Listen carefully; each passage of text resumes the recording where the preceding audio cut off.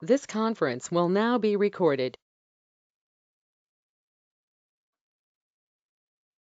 Okay, good morning, everybody. Welcome to the Board of Agriculture meeting. This is Wednesday, September the 15th, 2021.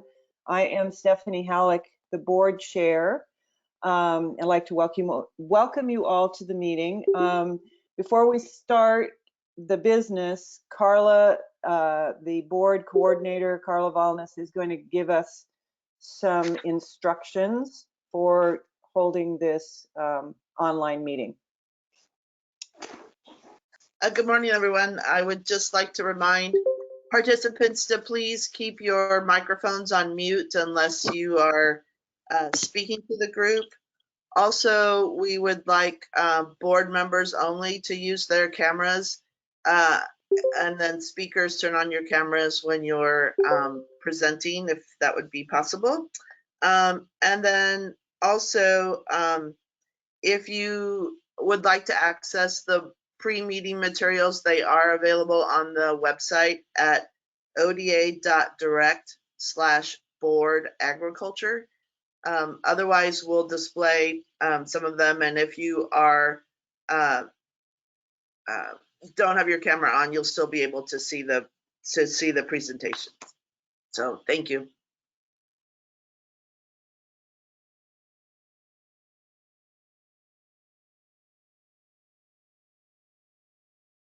We're going to start with the roll call, and I'll begin. I am Stephanie Halleck, the board chair from the Portland metropolitan area, and I'm a public member. Carla, would you call the roll? Yes, Chad Allen. Here. Chad, would you introduce yourself with what area and what industry you represent? Sure. Chad Allen here in Tillamook with the dairy industry. Barbara Boyer. Barbara Boyer, farmer out of McMinnville and chair. I have the honor of sitting here as chair of the Soil and Water Conservation District, Commission. Brian Harper. Brian Harper, Vice Chair of the Board, Farmer, Junction City. Shaunte Johnson. Shaunte Johnson, farmer in Corbett, Oregon, mixed vegetables, board member. Elin Miller. Elin Miller, farmer, Umpqua, wine grapes and hazelnuts. Tyson Raymond. Tyson Raymond, dryland wheat farmer, retiring board member, Northeastern Oregon. Randy Spati. Yeah, Randy Savati, Ontario, Oregon, farmer, mostly small seed vegetable crops and onions. Josh Zielinski. Hi, I'm Josh Zielinski from Alpha Nursery in Salem, Oregon. Nursery and farm operation as well. Dean Sams. Yeah, I'm Dean Allen Sams, Dean of the College of Agricultural Sciences and Director of the Oregon Agricultural Experiment Station at Oregon State University, and I'm ex officio member. Director Taylor. Alexis Taylor, Director, ODA, also ex officio member. Let's see, we have about 28 people total on the line this morning. Do we have folks on the phone that would like to introduce themselves? I didn't introduce myself, I'm sorry. You didn't mention my name. Oh, I'm sorry, Luisa. That's okay. Luisa Santamaria, a public member, extension at Oregon State University. My apologies. Anyone else on the phone like to introduce themselves? Chair Halleck, Les Ruark, instant person from Gillum County. I'm going to be fixing up or rustling up some bacon and eggs while I listen to you. Thank you, Les. Better ship it over, Les. Okay, is there anybody, Carla, do you have either on the chat room or something, everybody's name that you need for record? Yes, thank you. We can get started. Okay. Okay, I just want to note that we do have it's a long meeting. We have a break planned for 10:30 for 15 minutes, and we also have a lunch break at noon for half an hour. So hopefully everybody can hang in there until then. And we will start out with approval of the meeting minutes from May. I was not at that meeting, so I'm not going to be making any motions, but if we have a motion to approve the minutes from that meeting. Elin Miller, so moved. Thank you. Is there a second? Josh Zielinski. Okay, we have Elin moving and Josh seconding. Any discussion about the minutes? Okay, all in favor of approving the minutes, say aye or thumbs up or something. Aye. Okay, we're good. The next item on the agenda is the director's report from Director Taylor. Hey, good morning, everyone. I'm very sad we are not in person at Oregon State University today like we had planned, but we do have still a couple great presentations from some various work that's going on at OSU. So hopefully we have a little bit of feel from OSU today. As some of you know, I am the current president of a regional association called WASDA, the Western Association of State Departments of Agriculture. That time is coming to an end. Next week will be the last meeting that I will be regional president over WASDA for. Some of you also know we hosted a virtual summer meeting for WASDA, and it was focused on how the ag supply chain going forward is really adapting for future disruptions to make our food and agricultural supply chains more resilient. I think it was a great panel. We had really a great cross section of Oregon food and agriculture represented to talk about what they, not just what they saw during COVID from the disruptions, but what they're doing as various industry sectors to deal with some of those disruptions. Also at WASDA this summer, we had a disaster roundtable with myself and my counterparts from the West, and we're going to continue that discussion here next week at our NASDA annual meeting. We also do regional meetings at that time as well. I know we will be talking a lot about disaster here in Oregon, but we've been working with my counterparts in the West as a region, but then also nationally at NASDA to get some support at the federal level for disaster assistance for really the compounding disasters that we've experienced in Oregon and then broader drought in the West. I know one of the other things, moving on from kind of the NASDA, WASDA conversations, we're going to be talking a lot in greater detail here in a bit about how ODA or those natural compounding disasters. And I know many of you will be, contributing and telling us the impacts you've seen from your various sectors and have some great speakers. ODA has been really engaged with our agricultural producers, understanding the breadth and depth and scope of what the impacts from those disasters have been. And I really think about it as, we started with wildfires in 2020, the smoke impact from those wildfires. Oftentimes we all forget about the flooding we had up in the Northeast winter of 2020. We moved into an ice storm, then we had the heat dome we're all very familiar with, and now the 2021 wildfires and the smoke impact from those, and then obviously the ongoing historic drought, which is impacting so many parts of agriculture. So as I said, we've been really engaged with my counterparts from the West at the national level, with our federal delegation, with the governor, with the legislature, really trying to understand what federal assistance is there and where those gaps and holes are for some of the for some of Oregon agriculture and some of the more unique crops that we have here, and some of the smaller crops that scale crops that we have here that existing federal disaster assistance programs might not really work or cover adequately. So there's been a lot of work ongoing, and I really look forward to hearing from all of you and also our panel on kind of where those conversations are. As part of that, some of you may know, we actually invited and brought out Secretary Tom Vilsack from USDA here to Oregon to meet with some producers to hear firsthand. We were really excited he made some time to come to Oregon, and I know Josh was able to join that meeting, so hopefully during that disaster roundtable he will share his perspective of that Secretary Vilsack visit.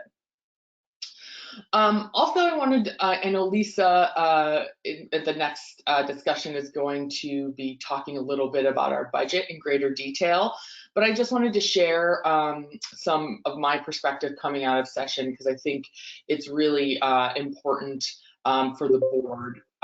You know, we came out of session with an extremely strong budget, but I think about with that strong budget, that we're in a bit of a rebuilding year at ODA. We had been holding many positions vacant because they may have been on a recommended cut list from the governor's budget. And so we had a slate of positions we were holding vacant. We got some new additional positions. And so we're working on getting those vacant positions hired because we did not lose them in the budget process, which we're thankful for. And then also some of those new positions, working on getting them in our prioritization hiring process.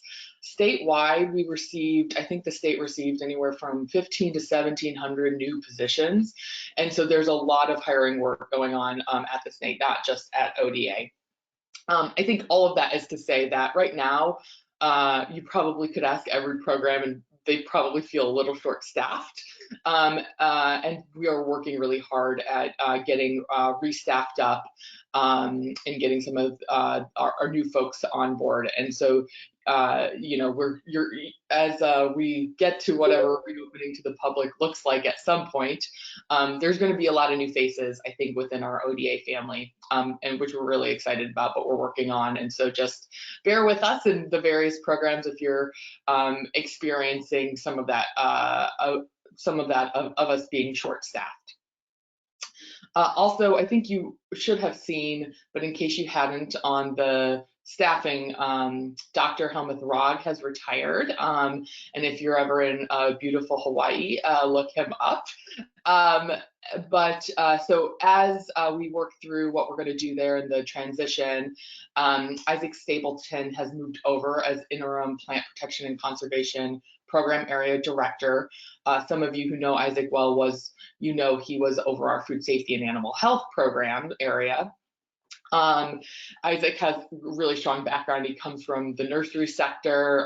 He comes from one of our he also worked in our pesticide program. So really has a lot of experience in that program area. So we're very thankful that he's over there through this transition. And then Rusty Rock, who is one of our food safety managers, has stepped up to be the interim program director over animal health, food safety and animal health program area. So we're very thankful for that. And then finally, as you all I'm sure know, the state has a vaccine requirement for all state employees. We are spending a lot of our time working with our employees and the programs on this requirement and the exceptions that are available to our employees to ensure that we are meeting the governor's requirement. I think, like many employers, you know, we're hearing from concerns from some staff. We're working through these concerns with our employees so that they know what the requirement is, how to comply, and what those exceptions are available to them, and really working to ensure a continuity of services. And then the only last thing I wanted to mention is obviously this is Stephanie and Tyson's last meeting. We're obviously very sad to see them go. They have given us 8 years of service, and we're so appreciative of that. So just wanted to give them all a silent round of applause as a thank you.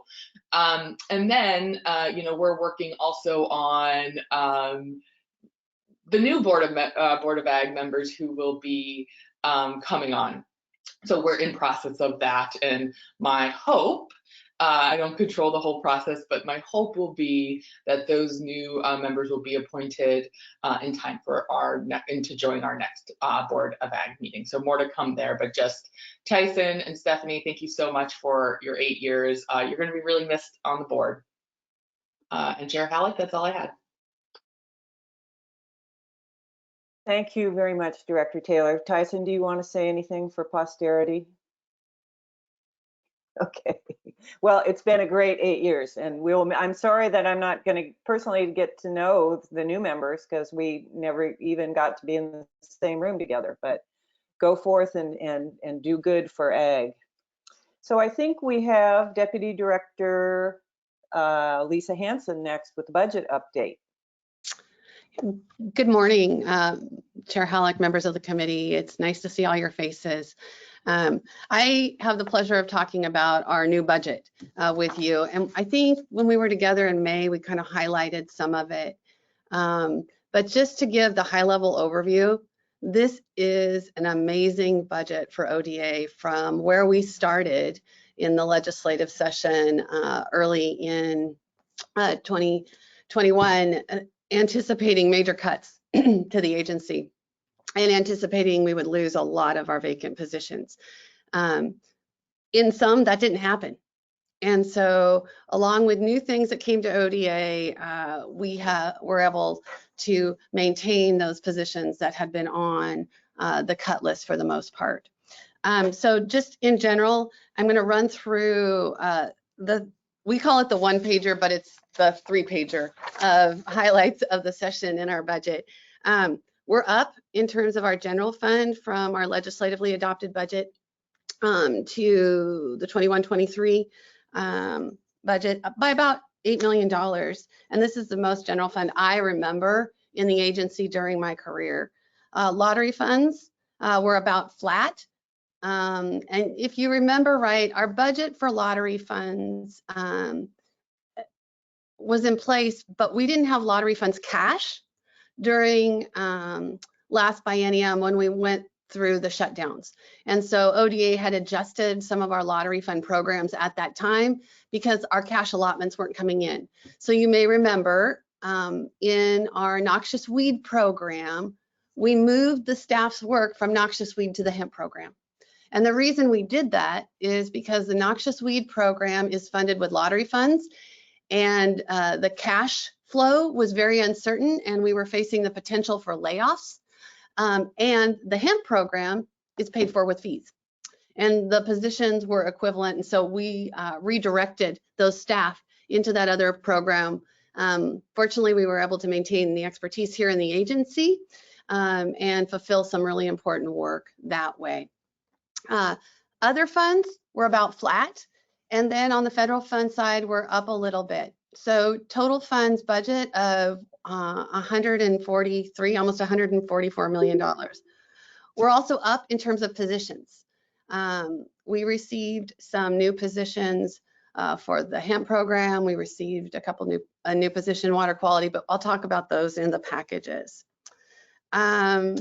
Some additional influxes in terms of cash. There was a one-time increase for our wolf depredation program of $400,000. Our food safety program has a fee increase, but also there was a $1.5 million influx of general fund back into that program space, which is really exciting. And then a transfer of some money from OLCC to the hemp program or to our pesticide program to cover some of that work that we've been doing over time, dealing with cannabis and the workload that it's put on our pesticide program and pulled away from some of that core work that we've had previously. If we go down to policy packages and fee increases, you may remember we had several fee increases in our budget. Food safety was approved. It's smaller than what we had anticipated. The brand inspection fee increase was approved. An increase in our feeds program, as well as basically it's a ratification, approval of administrative fees that were adopted in our certification program in the previous biennium.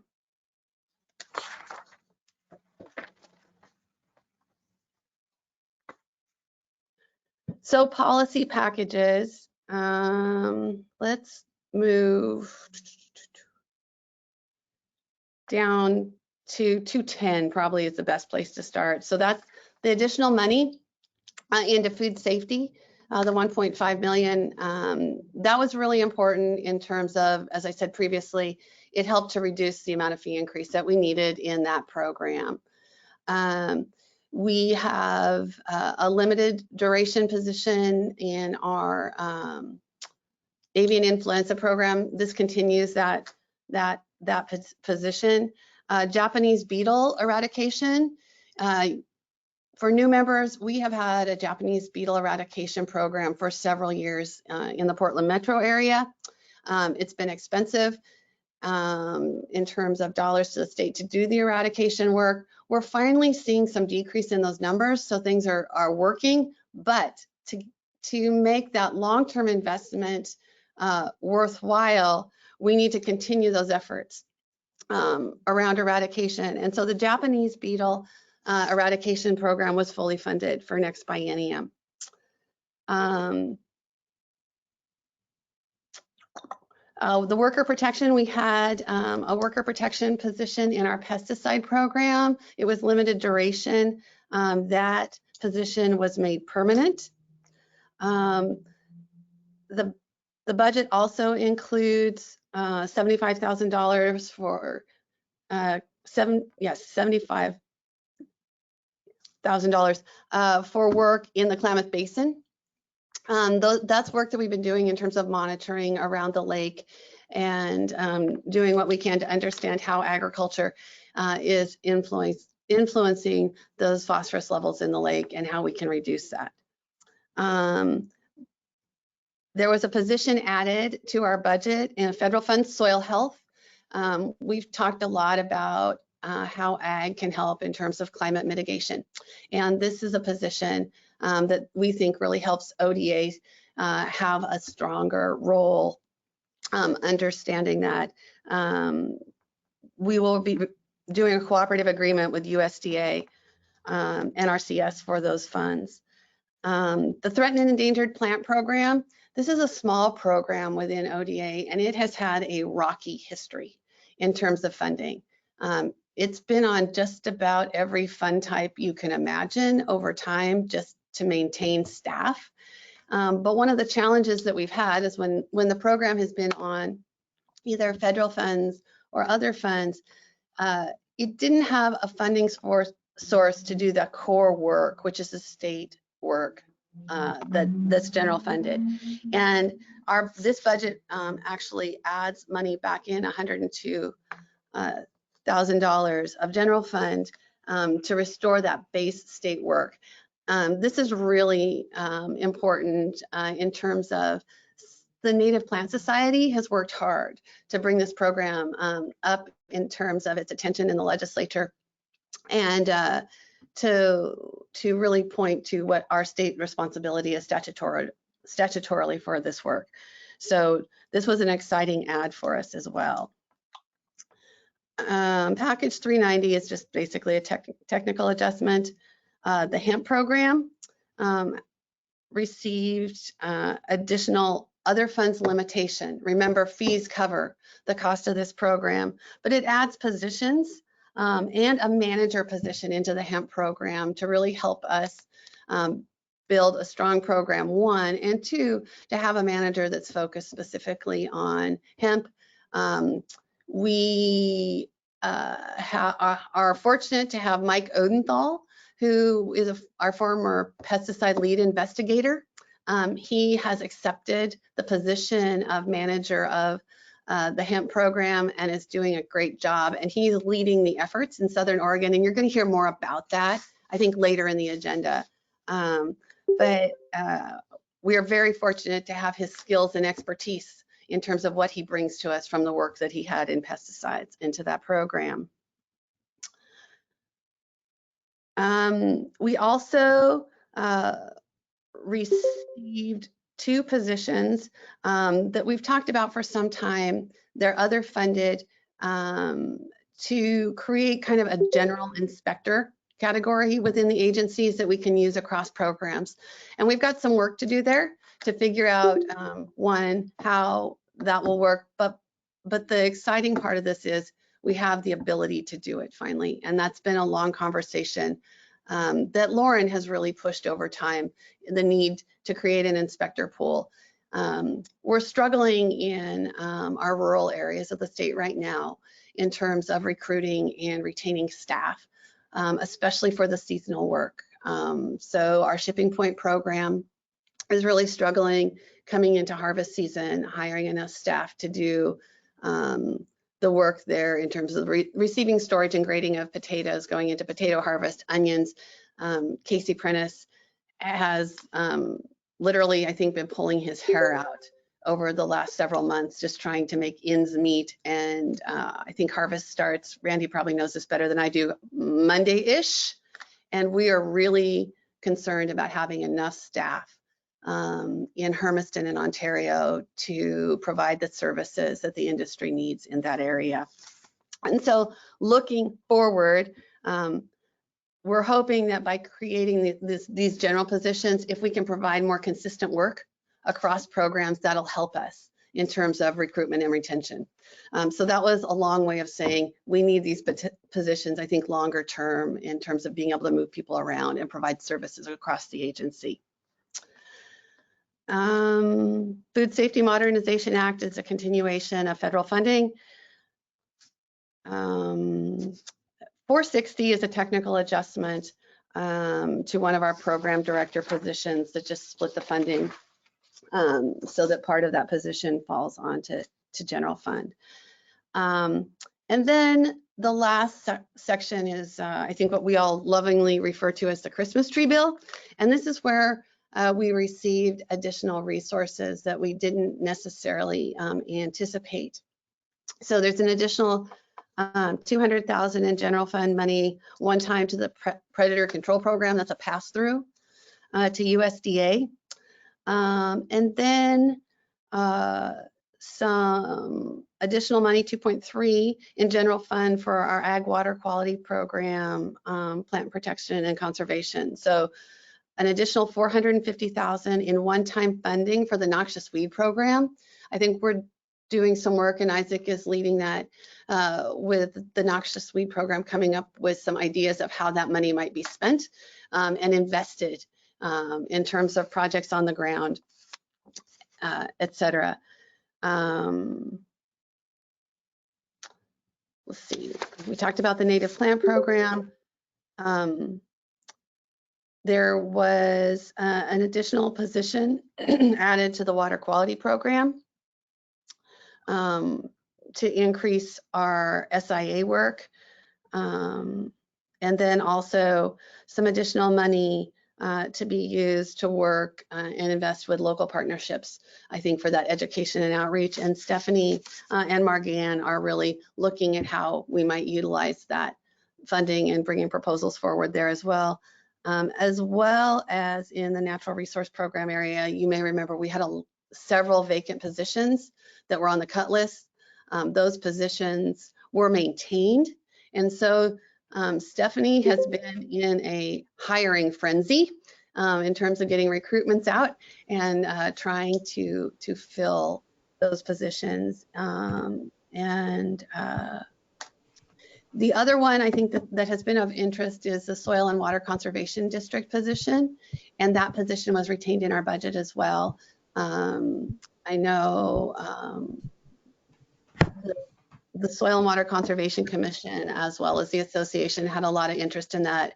And Stephanie and Margan have been into discussions about what that position should look like into the future.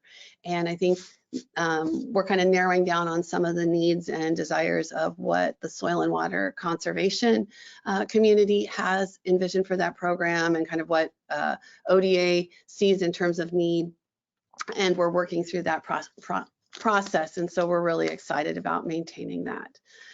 There also was a one-time funding for work in the lower Umatilla groundwater management area. That's in the Hermiston Boardman area. It's been ongoing work there in conjunction with DEQ, and it's understanding how agricultural practices may have impact on groundwater and the nitrate levels in groundwater.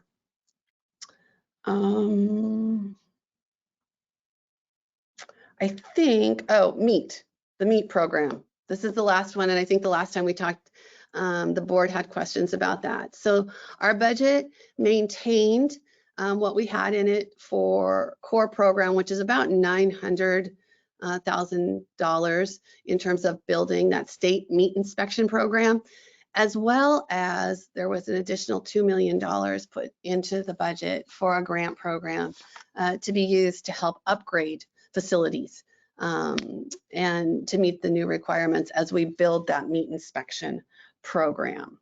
So I'm going to pause there, see if Director Taylor or Lauren have anything to add, or if I missed anything as I ran through the process. And then the last thing I'll mention is the agency prioritized list. But Lauren, Alexis, do you have anything to add to that? Not from my perspective. I think you covered it all great, Lisa. Thanks. I'm good, Lisa. Good job. Great, thank you. So the other thing, I guess I do have two things I would mention is in terms of budget, vacant positions that we had that were held vacant. The other thing we're also doing is looking at each of those positions as we're going about filling to determine, if the position as it existed helps the agency in terms of where we're at today, or if there need to be modifications. I say that because we evaluate all the positions as we get vacancies in the agency and do some adjustment to try and ensure we're meeting the needs in terms of providing core services. And so we're continuing to do that work. The last thing, I think in May, I mentioned that we have an agency program prioritized list that's been provided to you. For the new members, we use this to help us in terms of building our budget and to lay out all of the programs within ODA. I am not going to go through this with you today. I think probably the next meeting is a better time to do that as we start talking about building our budget and our agency budget request for 2023, which will actually start this spring. February, March, we'll be into building the next round of budget. But what it does is give you a sense for where the number of programs and the breadth of what we do here at ODA, where the money is spent, how the programs are funded, and then to look at how we have ranked them historically. That's what you see here in terms of the services that we provide here at ODA, and just philosophically, so you have a general sense. Top priority has always been around food safety and those services. So you'll note that food safety and our regulatory lab are number one and number two. I think the animal health program falls in there right after that because of the cross section and the impacts that it potentially has on food safety and human health. And so this just gives you a sense of what's there. We will likely walk through this, for you all, noodle it. If you have questions, reach out to me and we can talk. I can talk you through why things are where they're at or what that means in terms of agency service delivery. So any questions? Lisa, this is Stephanie. I just have one little one. Do you know who's going to do the facilitation out in the lower Umatilla, Guam, and who's on the task force? I don't know who's on the task force. I can work with Stephanie to get that information to you all, and I don't think we've decided yet in terms of facilitation. Stephanie has been in some discussions with J.R. Cook around what that work might look like, but it hasn't been finalized yet, Chair Halleck. Okay, thank you. Does anyone else have questions for Lisa? All right, well, Lisa and Director Taylor and Lauren and everybody, having been around for a long time, I just want to congratulate you guys on doing a fabulous job in session. This is really budget to be proud of, and the agency, everybody in the agency should really take pride in how well respected ODA is, because you just don't waltz into session thinking you're going to lose a bunch of stuff and walk out at the other end actually gaining and having a lot of restoration. I mean, those of us who've been on for a while have been looking at all the cuts that you were projecting having to make. So this is really, really good news, and you guys deserve definitely a round of applause. Excellent work in session. So thank you so much.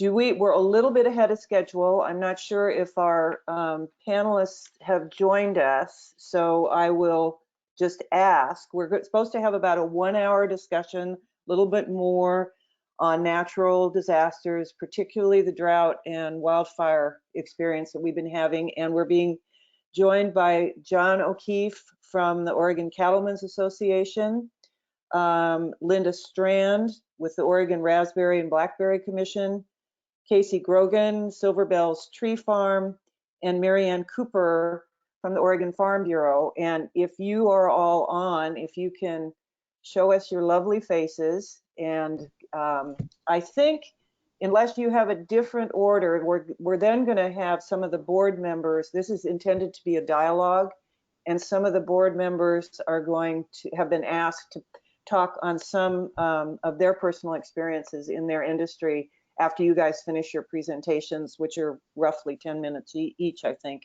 So I think I'll just start with John, since he's the first. Yeah, Yes. Alex, I'm sorry. Shaunte had her hand up. I don't know if you could see her. Oh, sorry. Shaunte, turn on your mic, please. Yeah, sorry about that. Shaunte Johnson speaking. I did actually have one question as you were talking about the budget. If there was any updates about American Rescue Plan funding in relation to the budget. I just wasn't sure if we received any updates. I haven't really heard too much of anything about that funding coming through. Does anybody at ODA know the answer to that? I think Jonathan may be best suited because he's been the closest to those discussions, and I see him on, but I'm waiting for him to pop onto the screen. There we go. Chair Halleck and Lisa, I don't have video, but I got audio as of right now.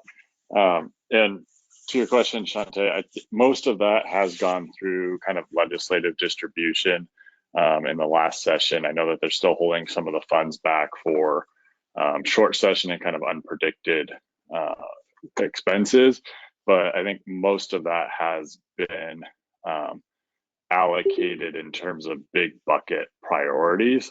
And so if there's something specific, glad to connect, and I can do some outreach to try to figure out and track down some money that you might be interested in where it went.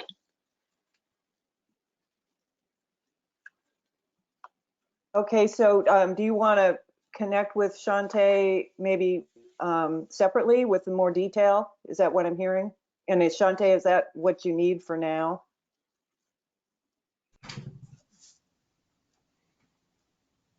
So Chair, yeah, I'm happy. I'll connect to Shaunte and follow up on kind of maybe some of the details that she's looking for. Okay, great. And sorry, does anybody else that I may have missed, and thank you for helping me out there, Director Taylor. Anybody else have comments before we move into the panel discussion? Okay, so we'll start with John O'Keefe from the Oregon Cattlemen's Association. Welcome. And you're down in Lakeview, I think. You've had some of your own personal fire experience, perhaps. So please share with us what you can today. Thank you. Certainly, and thank you for the opportunity. Yeah, I'm in Adel, actually, about 30 miles east of Lakeview. We're right between the forest and the desert, so we get a little bit of experience in both kinds of fires. I was going to talk about drought and wildfire today. The drought has serious production consequences, and therefore it's got serious economic consequences. production losses, loss of carrying capacity of the land. Your livestock will finish the season at lower weights. Especially on the desert, you'll have lower conception rates. A lot of times in drought, you'll go into early weaning. That puts you feeding hay earlier, so it takes more hay to get through the season at a time when you're growing less. These droughts, especially this one, appear to be region-wide, which complicate factors. There's a real lack of alternative forage. Your own hay production tends to be less. Hay is largely not available. What hay is available tends to be extremely expensive, so there's real consequences there. Other issues you find, these stream flows are lower than historic. The valley I'm in, the irrigation system in the off seasons used to distribute stock water throughout the valley. The stream flows are not enough to charge that system of stock water. We're starting to see some pickup in the fall now, so we're hopeful that we'll be able to charge it soon, but I think there'll be a lot of water hauling and concern before we get to that point. There's a little bit of a second year effect in these serious droughts. A lot of times you'll see on the first year, a lot of the decisions are based on keeping the base herd together. For an example, when you find yourself in this position, you might feed your calves hay until the grass in California is ready to take calves, and then you send them there. Well, when you find yourself in this position, you might just send your calves to a grow lot directly off the cow and then feed the hay that would have gone to those calves to your base cow herd. Other decisions that might be made are in order to keep your base herd intact, you may send cattle 300 miles away, just basing the decision on if you can keep your base herd together. Hopefully next year will be better, and often it is. We certainly hope it is this time, but it does create a situation where you might set yourself up for a big problem next year. Going on to wildfire, and we've had a serious one here in the last few days with fire over the hill there in Lakeview. The losses from the fire, of course, was you lose the forage that's burnt. Often you lose infrastructure, you lose livestock. Those are the big losses. Smaller than that, but still significant. There's time lost. These rangeland fire protection agency associations, I'm part of one here, and we were on the fire there last week. There's a real demand on the producer's time, and that gets to be significant in agriculture during the growing season. We often work 7 hours a day, 10 or 7 days a week, 10, 12 hours a day, and these fire associations cut into that. And the rangeland fire protection associations that I'm part of, it's a good model, but there is one weak point in the model I might point out. We're started out with equipment that's retired from the agencies, and so this equipment's toward the end of its service life, and we got through the first 10 years probably out of pure orneriness, but it's time for reinvestment. We're going to need some reinvestment in our fire associations to go on. Anyway, that kind of outlines the problems we're faced with. I do like to talk about solutions and mechanisms we have to cope with this, and some of these things maybe it'll just require some messaging, a little bit of have you thought of this, and some of these will require cost share programs to implement. But wells, we're going to need stock water wells to go forward, and as we course, groundwater is a big issue in Oregon, big issue across the West. And I would just feel a need to point out that as we go forward, the needs of water for stock water don't really draw on the aquifer like irrigation needs. And it's pretty important to keep in mind that the stock water exemptions are appropriate. That'll help us go forward. Water hauling, when we have these droughts, is important. The roads are going to be critical. We probably need some road improvement, and we're going to need to maintain the roads that are there.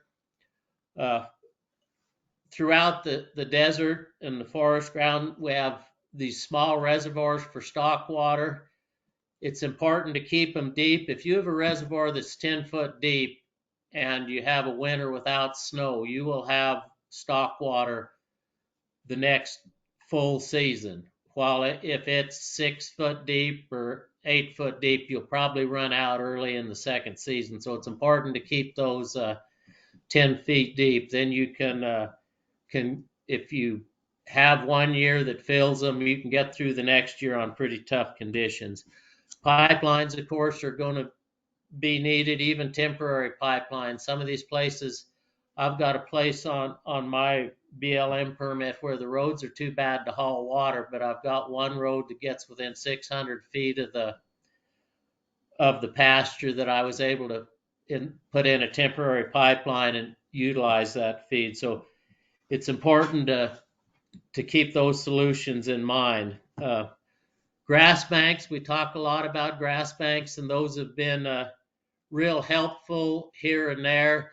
It's hard with a regional drought to have grass banks at a scale. It'll make a big difference, but there's kind of one exception to that, and that's the CRP. There's 25 million acres of CRP in this country, and that's a lot, and that gives us somewhere to go that can make a difference at scale.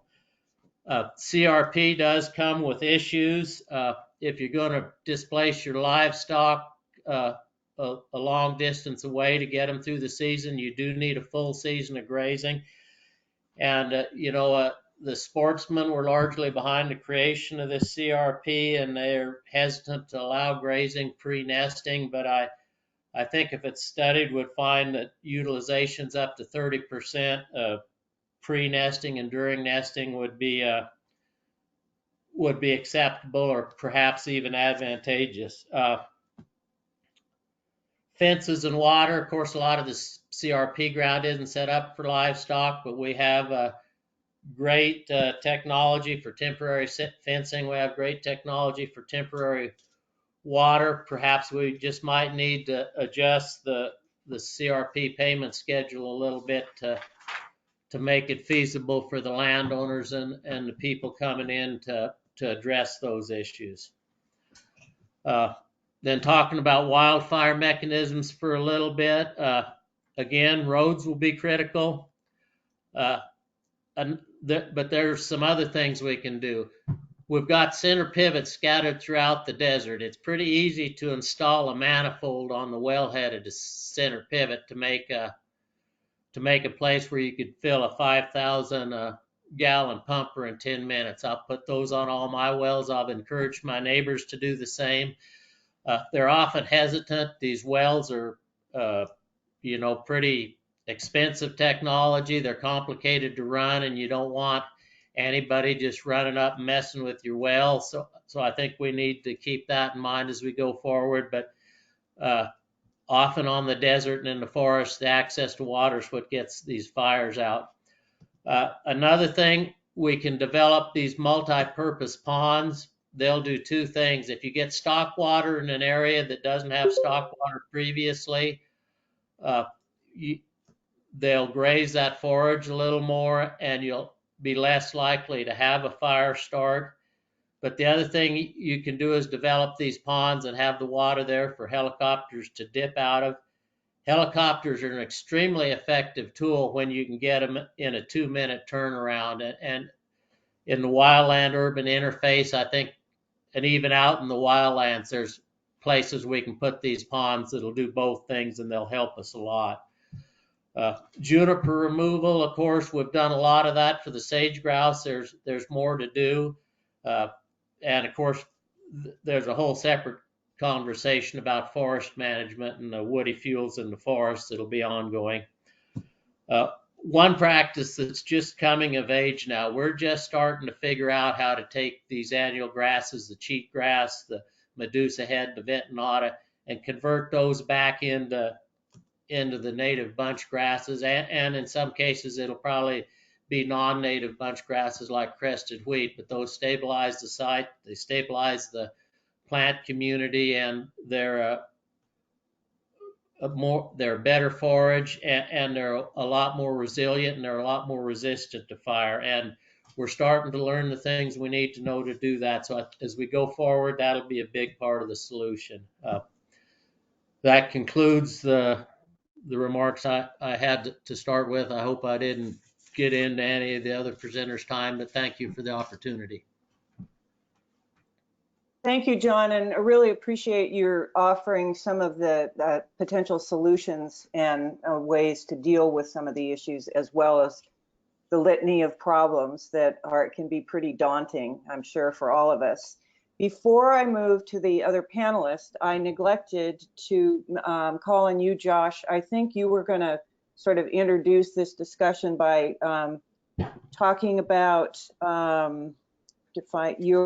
I think you had a meeting with Secretary Vilsack, or he came to the state, and I'm wondering if you want to share with us a little bit about that, and then we'll move on to Linda Strand. Sure, I'm happy to share. I thought maybe I got out under the radar there and wouldn't have to speak, but can you guys hear me? Okay. I think it was, it seems like quite a while ago, but I think it was the beginning of August. The USDA Secretary, Tom Vilsack, came out to GNC Farms, which is just down the road from our nursery here, kind of between Salem and Silverton. That farm was a great host. It's a Martin family. They're berry growers and had some really obvious displays of the late June heat dome damage right there for Vilsack to see. So it was a great hosting site. Thanks to everyone at the ODA too for helping with the government's office and everything. It was a pretty big deal for him to be there. And it kind of came together pretty quickly from my understanding. We had representatives from a really good cross section of Oregon producers, as well as I think there's a couple folks from labor interest groups there as well.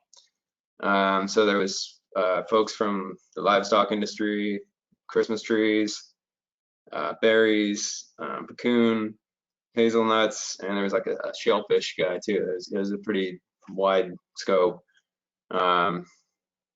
Each person kind of went around and talked about how similar to what this panel is doing, talked about how the different kind of once in a lifetime events have impacted their business.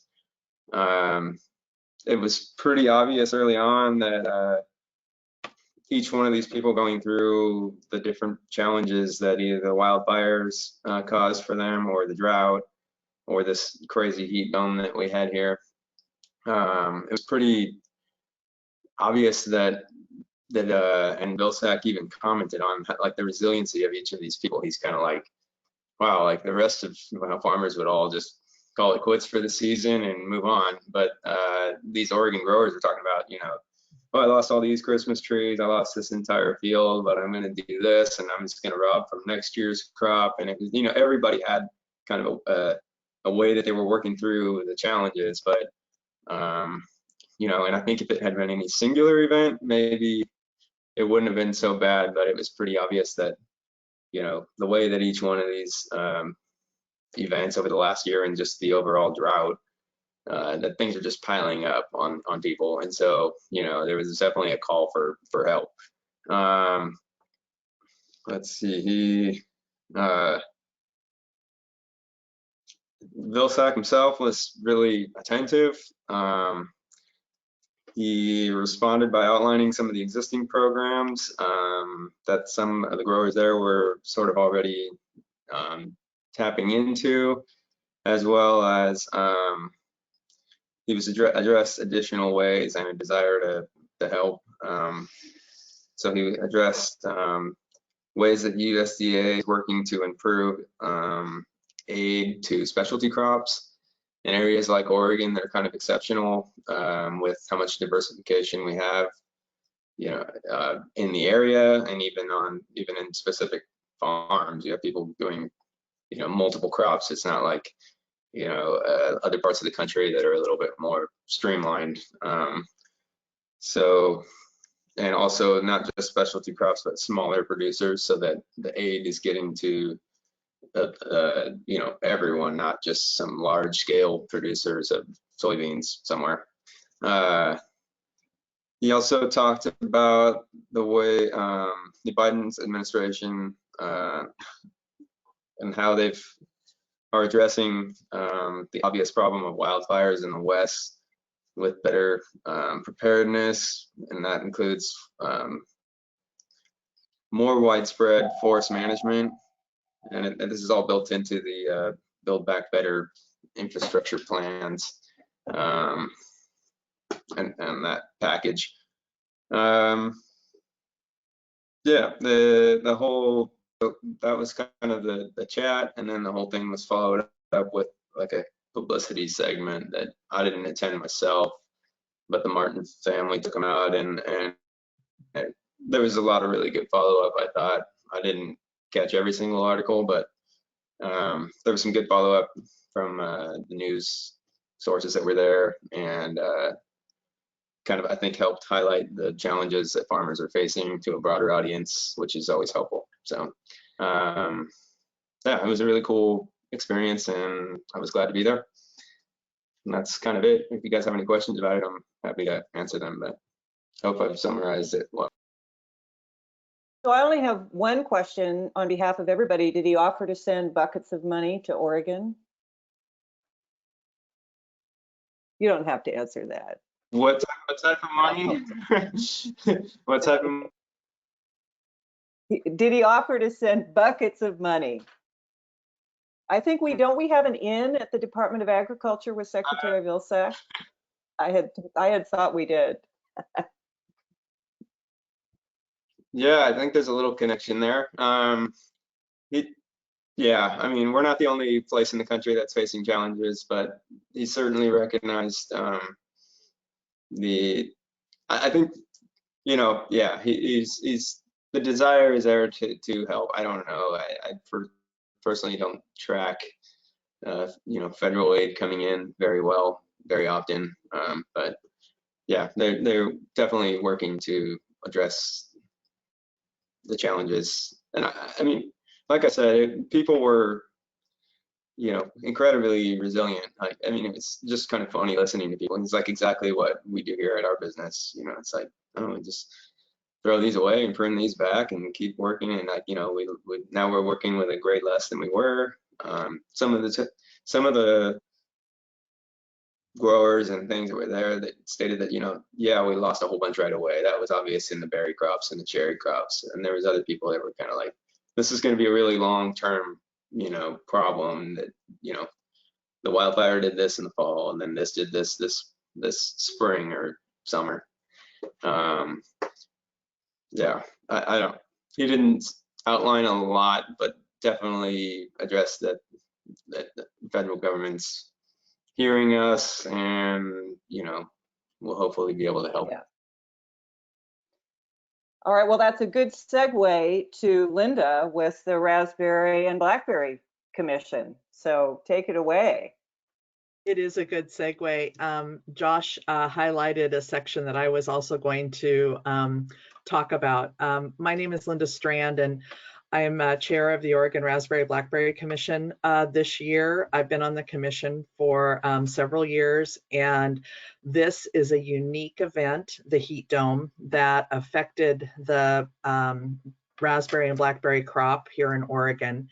And it was devastating. It was beyond devastating because our crop was exactly at the time that it was going to be ripening to be harvested. I mean, within the, we're talking 48 hours, 24, it was exactly at the time that when it was 105 that first day.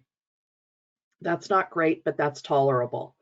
The second day at 115, that was not good. And people were, holding their breath and hoping that everything would come out okay. The third day, when in the Salem area it reached 116 and it started to blow, it was like a blowtorch in the fields. And the plants turned brown. They had a brown edge. That's what Josh is mentioning, because he was standing at GNC. I believe Taylor Martin was talking, and they were pointing out, and it had been a few days when Secretary Vilsack was in the field. So there is always some resiliency, and plants do help repair. However, the berries didn't repair themselves. The berries that were on the canes had actually in some cases turned almost a ghostly white instead of sizing up and getting purple like you would think a blackberry would. GNC grows blackberries. They had just kind of shriveled and didn't get their color. There are also some pink berries that you could see that were there that also weren't available to harvest. Just to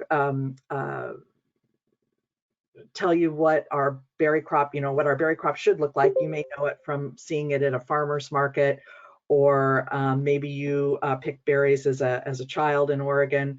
I did, and the berries are beautiful at time of harvest, and the heat dome really changed all that. And we had come off of a lower crop from last year, and we were really all looking forward to a good crop this year. And that timing of that heat dome was so unique and so fierce. The climate change aspects of having our two hottest, degree breaking record days in a row was just devastating to our farmers. And I got a call immediately the day after the 116-degree day. I had a farmer who was near in tears, who was planning his transition from his father's farm, and they weren't sure how they were going to be able to do anything, and if they were going to have to go bankrupt. And so the heat dome it affected a lot of berry farmers in a very drastic way.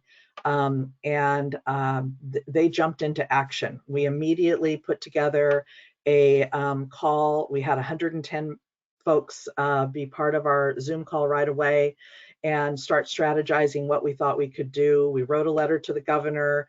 Bernadine Strick at OSU wrote us a reason why the water didn't come up into the canes due to the heat.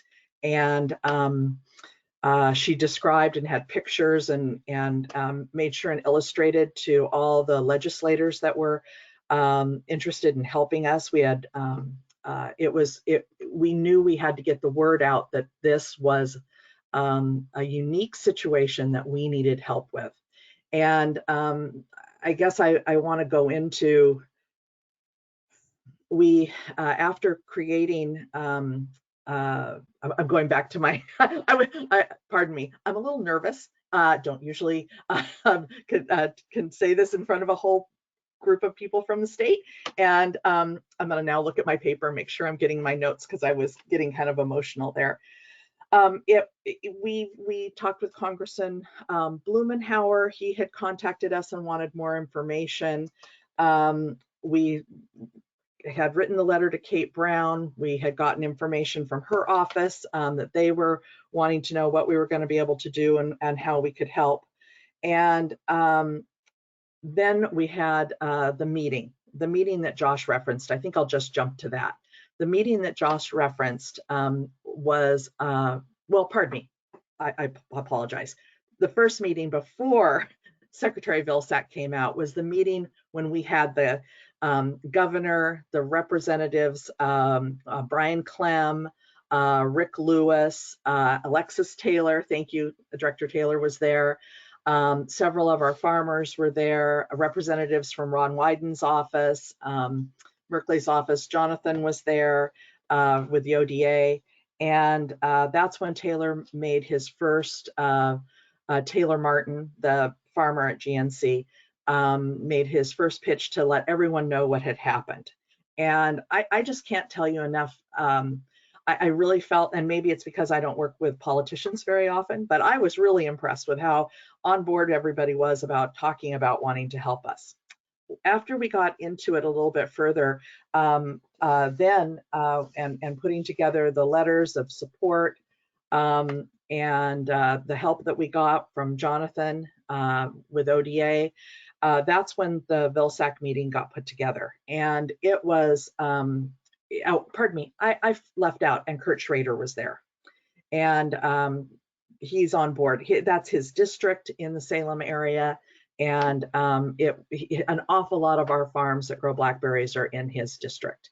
And so they put together that meeting with Secretary Vilsack, and it just was a very impressive opportunity for us to be able to showcase what had happened and, frankly, ask for help. And we did identify very specific goals that we needed to help with.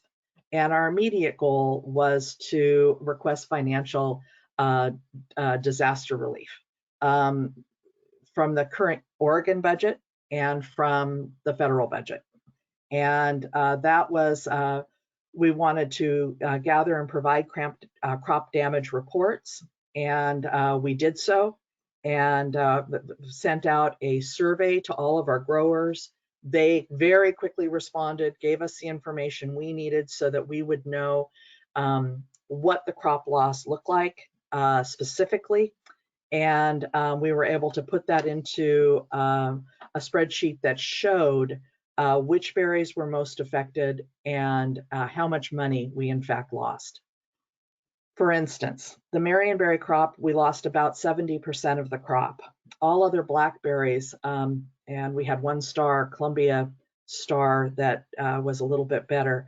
The loss was about 40%. In red raspberries, we lost 74%. And in black raspberries, we lost 42%. And in boysenberries, we lost 42%. In financial loss, our total crops value is $60 million. Actually, $60,060,000 is how it came out. But frankly, the reported value that the loss at 50% was, we lost $29,933,000. And we did that based off of a very, frankly, the average of what we get for those berries in a normal year. And this was, we've never had this. I wanted to emphasize that I've been involved in the industry for a very long time, and this has never happened before. This kind of heat dome, I know you all know, the heat dome was an anomaly. However, an anomaly that now they say with climate change may happen again. So our immediate goal is to seek funding to help keep our growers whole and growing berries. And I think that Secretary Vilsack's response of wanting to support specialty crops and it is very encouraging that we may in fact be able to get some money. So when Stephanie, when you said, is there buckets of money? I don't know, but I'm hoping for some money to help these berry farmers stay whole, because berry farmers don't often have large farms. Often most of our growers can have anywhere from 10 to 30 acres. And that isn't as, that's not, and they might grow other crops as well. They might also have ryegrass. They may also have some hazelnut trees. They're diversified in the specialty crops to try and keep whole, but their berry crop is one that they usually can count on. And it's just been devastating for them. So pardon me. The immediate goal was the money. The midway goal, though, is to figure, we want to identify programs and opportunities for water conservation implementation to support growers on-farm water needs. Water is very important to berries, and have been talking with OSU and USDA berry breeders about the impact and how we can work with the types of berries that we grow so that we are maximizing the canes that are going to be able to withstand some more heat, or what can we do with the plants that are in the ground to support them with a water program. Is it a drip system? Is it a mist system? Is it overhead irrigation? What can we do to make it work? And how could we make programs available for farmers to supplement that, because many of them don't have the money to do that. A long-term goal is to research and propose crop insurance. There is not a particular policy that is available for this kind of damage, and we want to be able to help them with future loss and put something together. So that'll take a longer time to put together, as there's quite a bit of we have to communicate with the growers, the insurance companies, the NAP program, and figure out how best to meet the needs of what the growers are going to want. But we understand we don't want to ask, berry farmers don't want to ask for the money. Honestly, that's we've never asked for the money before. And this is an extraordinary situation brought on by climate change. And we're going to be proactive and work through our goals and figure out a way to grow berries if we're going to, in fact, have higher heat. And with OSU and USDA and ODA's help, we're going to figure out how to do that, because you don't want to go to a farmer's market where there aren't Oregon berries. You need to have those Marion berries and blackberry, all varieties of blackberries and red raspberries. And although I don't represent strawberries today, I used to grow strawberries and strawberries. We need those berries to be in hand. So thank you for your time. Appreciate it. Thank you very much. And blueberries. We need blueberries too. Oh, and blueberries. Oh, I'm sorry. I have to speak for former board member Doug Kramer. Okay, Casey, from Silver Bells Tree Farm, with undoubtedly more good news for us. Yeah, good morning, everyone. Can you guys hear me okay? All right. Yes. Morning, I'm Casey Grogan with Silver Bells Tree Farm. My family grows about 400 acres of noble fir and Nordman fir and Christmas trees in the Silverton Hills. I'm past president of the Pacific Northwest Christmas Tree Association, and I'm on the Oregon Christmas Tree Licensing Committee. I'd like to thank the State Board of Agriculture for inviting me to speak a little about our latest challenges in the Oregon Christmas tree industry. I have a little PowerPoint here. I wanted to show you guys some examples of some of the damage that we saw from the June heat wave. This was put together by our Christmas tree extension agent, Chow Langren at Oregon State. So let's see, can we skip to the next slide on here?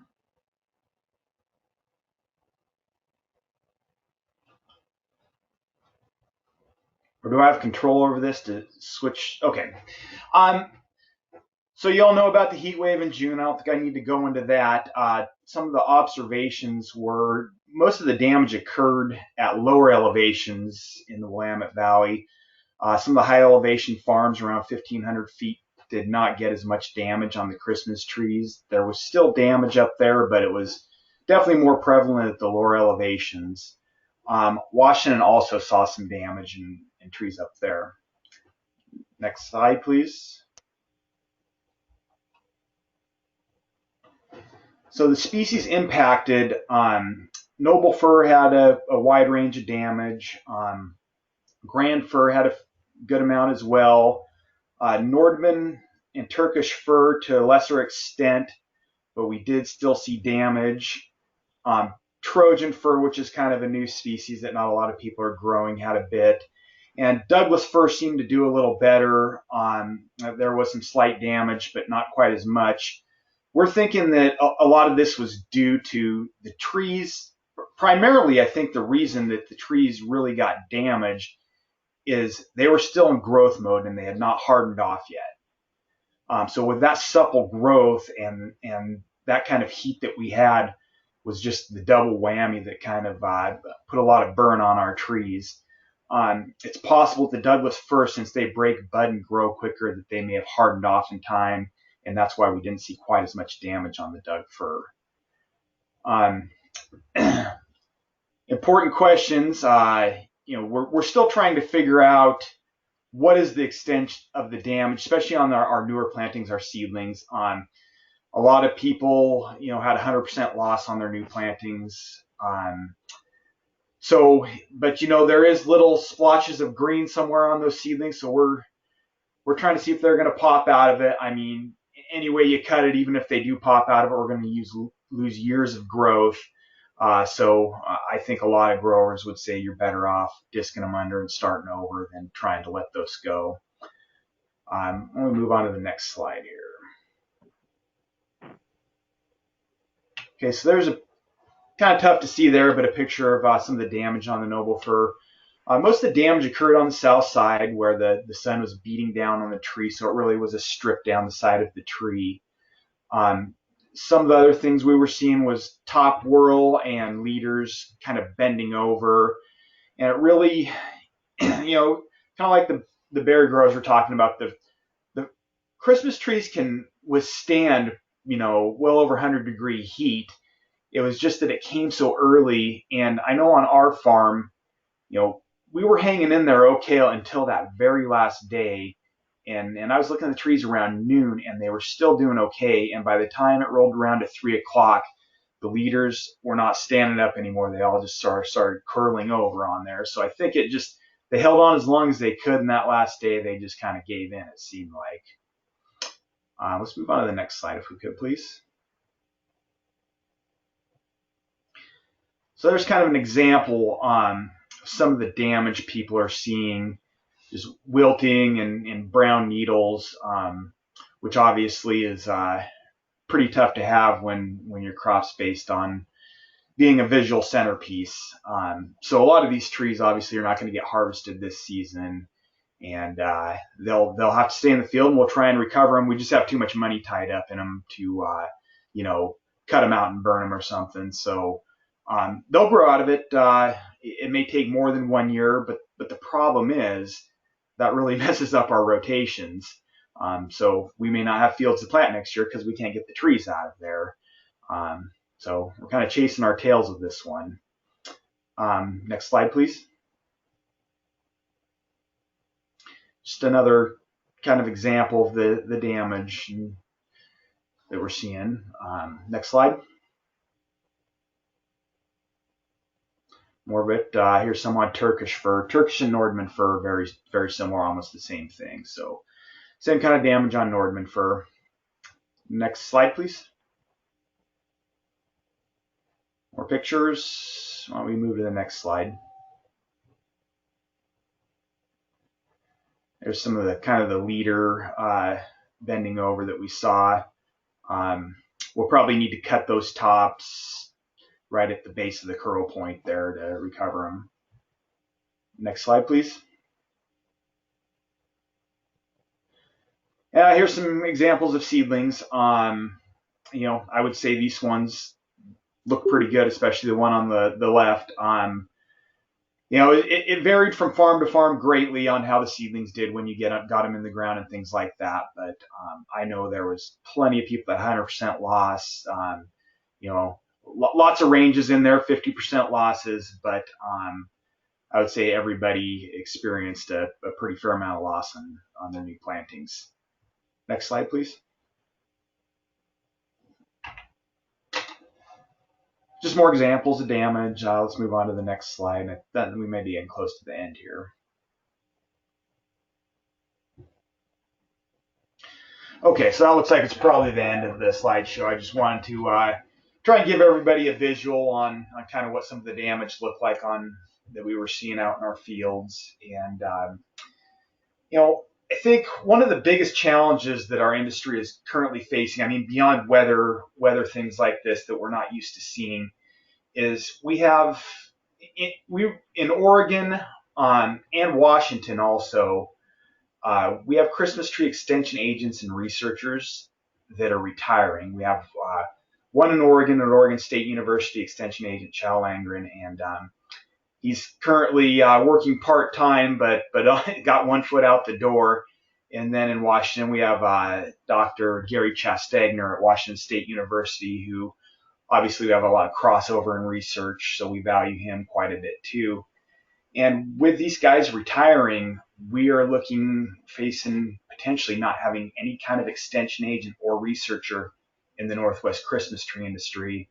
And I can tell you that scares the growers to death, not having anyone there to support us. You know, we're concerned that these positions may not be filled. We're just not quite sure exactly what's going on right now with them, but you know, we've heard that there is a good likelihood that they may not be filled. So that's a scary thing to face for growers when we're, you know, dealing with the kinds of situations that I just showed you.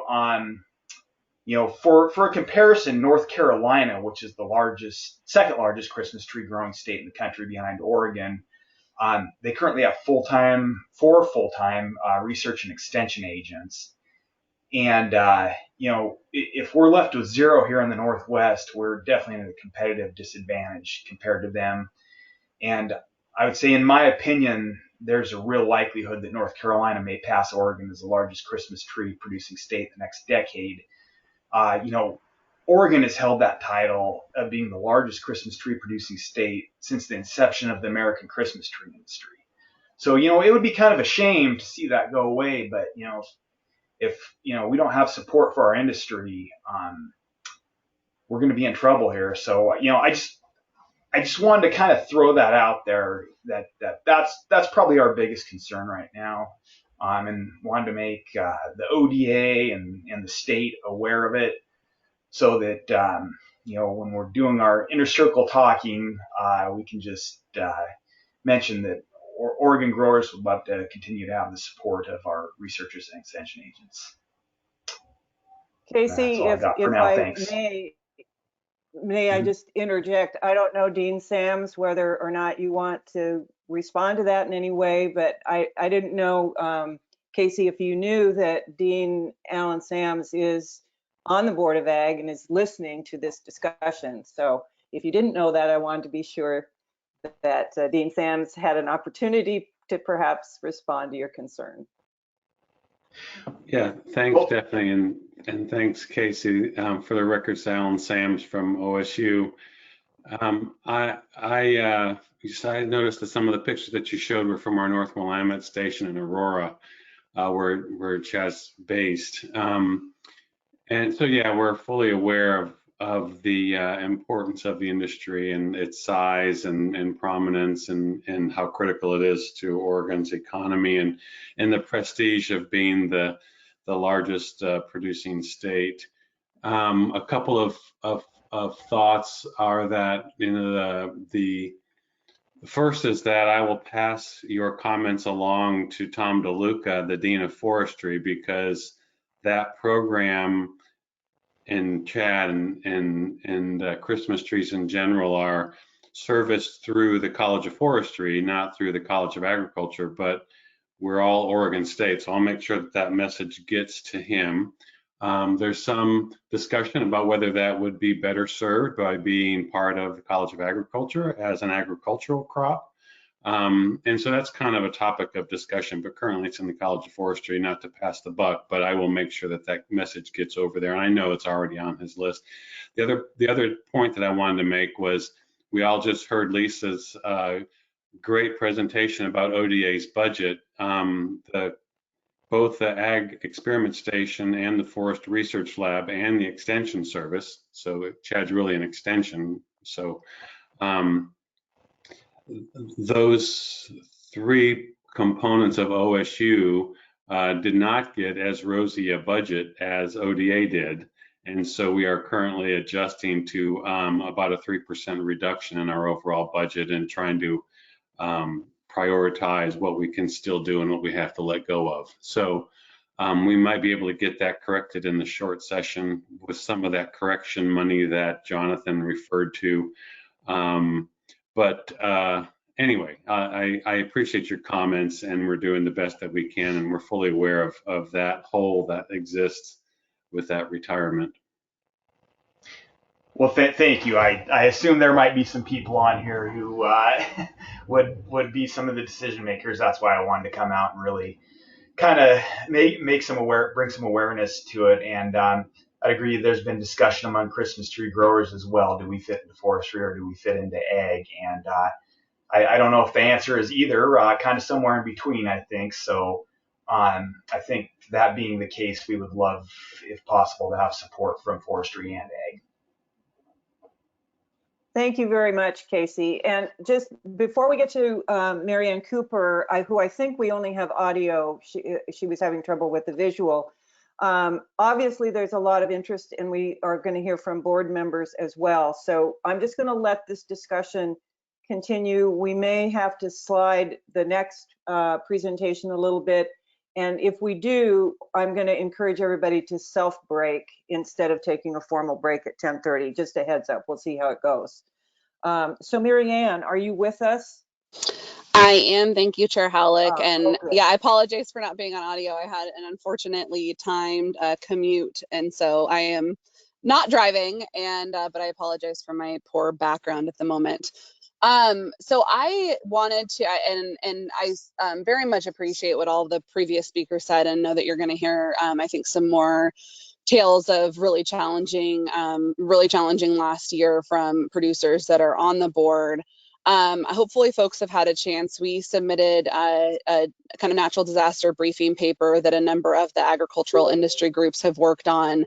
But I mostly wanted to share with you all kind of some of the bigger background from what we're hearing from producers across the state, and what I think a number of the agricultural groups are working on to both address some of the short-term and long-term needs. So I think you got a very good sense. The thing I would say is I don't know a single producer in the state and in our membership. We represent over 7,000 farm and ranch families across the state who hasn't been impacted by a natural disaster in the last year in some way, shape, or form. So, you know, we had impacts that were a little more regionalized from the 2020 wildfire season, heading into the ice storms that happened and caused a significant amount of damage, particularly in the hazelnut industry in early 2021. Those kind of transitioned into news of west-wide horrible drought predictions this spring and into the summer. And then I've obviously heard some of the impacts of the heat dome on a number of sectors of Oregon agriculture. And those have all compounded to where there is, I think every producer is impacted by drought, but now some people are accumulating 2 or 3 levels of natural disasters that they've been impacted by in the last year. And it's really presenting some challenges for our producers. And as you've heard others say, what we have discovered with Oregon as an incredibly diverse specialty crop state is there are a number of gaps in federal programs where assistance is either wholesale not available for producers or just wildly inadequate to meet their needs, or in some cases is only available, for example, if they bought crop insurance that they would have never been eligible to use. And so they would have basically had to buy crop insurance they couldn't use to be eligible for a future disaster assistance program that they could. So we're the agricultural associations on that briefing paper. We're working on kind of 2 fronts. One is at the federal level, making sure the congressional delegation and our senators are aware of where the gaps are and how to address them. What we are discovering is some of them are, where we just need to appropriate funding into existing programs. And I will say ODA has done a tremendous job advocating with USDA for places where we can find flexibility in those programs where possible. But there are a number of changes to the programs that look like they're going to have to come in the next farm bill cycle, and there's no real way to expedite that. And so we're looking at some of the changes to relief programs that we need being at least a couple of years out, if not further out than that. So in the meantime, what we've kind of turned toward is focusing on to get folks, particularly folks that are experiencing, that 80, 90, 100% loss without eligibility for federal programs, to get some of the $150 million that the state has set aside for the e-board to allocate to natural disaster relief, directed to programs on the ground for producers to help them get through this next year until we can do those long-term changes that are needed to the disaster relief programs. I will say I think all of our organizations are also committed to the long-term resiliency that I think every single speaker outlined, long-term steps, whether it's water conservation, wildfire assistance, like John O'Keefe outlined, to help make sure that when we have future disasters that we are doing everything we can to minimize those impacts on the front end. But I will say, I think there are a lot of producers that may not make it to see next year if we don't find a way to get some state assistance to them this year. We just can't afford to wait for those federal programs to come through because some folks may not be able to literally pay their bills this fall and this winter. So with that, we've had extensive conversations both with ODA and with the governor's office, and I think have some pretty firm commitments from the governor's office to work on a package. I think all of our groups are committed to working collaboratively to make sure that we're kind of triaging those highest priority needs, knowing that that $150 million that the state has is probably not going to all go to agriculture. And certainly will be inadequate to meet the full breadth of the need that we know exists statewide. And we are hoping that that will happen in an e-board meeting sometime after this upcoming special session. And that is our goal, to make sure that that happens before the end of the year, because we have producers, literally I get weekly calls, any updates yet? You know, I don't know if I can make it another month. I don't know if I can make it another 2 months. And so we're really trying to convey that urgency to the legislature. And absolutely appreciate the work that Linda and others have done with their local legislators to get them out on the ground, seeing that damage and understanding the urgency, because that absolutely helps expedite that e-board process. But I asked to speak to you all mostly to make sure that you knew of the efforts that the groups were working on for a state relief package in an upcoming emergency board meeting. And also that we're working at the federal level. And again, kind of after we complete this e-board process, absolutely will, I think, turn to some long-term resiliency steps. And I do anticipate that we'll see some directed long-term resiliency pieces of that state package that we're hoping comes to the e-board in early October. So I promised you I'd be quick, Chair Hellick, and hopefully was quick enough, because I don't want to take time away from others sharing their direct stories, but I did want to make sure that the board was aware of kind of some of the efforts that the industry is working on. And if you have any questions about that briefing paper that I submitted that is online, please let me know. Thank you, Marianne. And before the board members just share their experiences, are there any questions for Marianne, either from the other panelists or from the board members? Thank you for being here, Marianne. Appreciate it. Okay, so we're just going to have a few of our producers say a couple words, maybe 2 or 3 minutes each, and we can probably stay on schedule about what you're experiencing. Tyson, can you start and just talk about the wheat sector and what the drought impact has been on the yields, and anything else you'd like to share? Yeah, for the record, Tyson Raymond.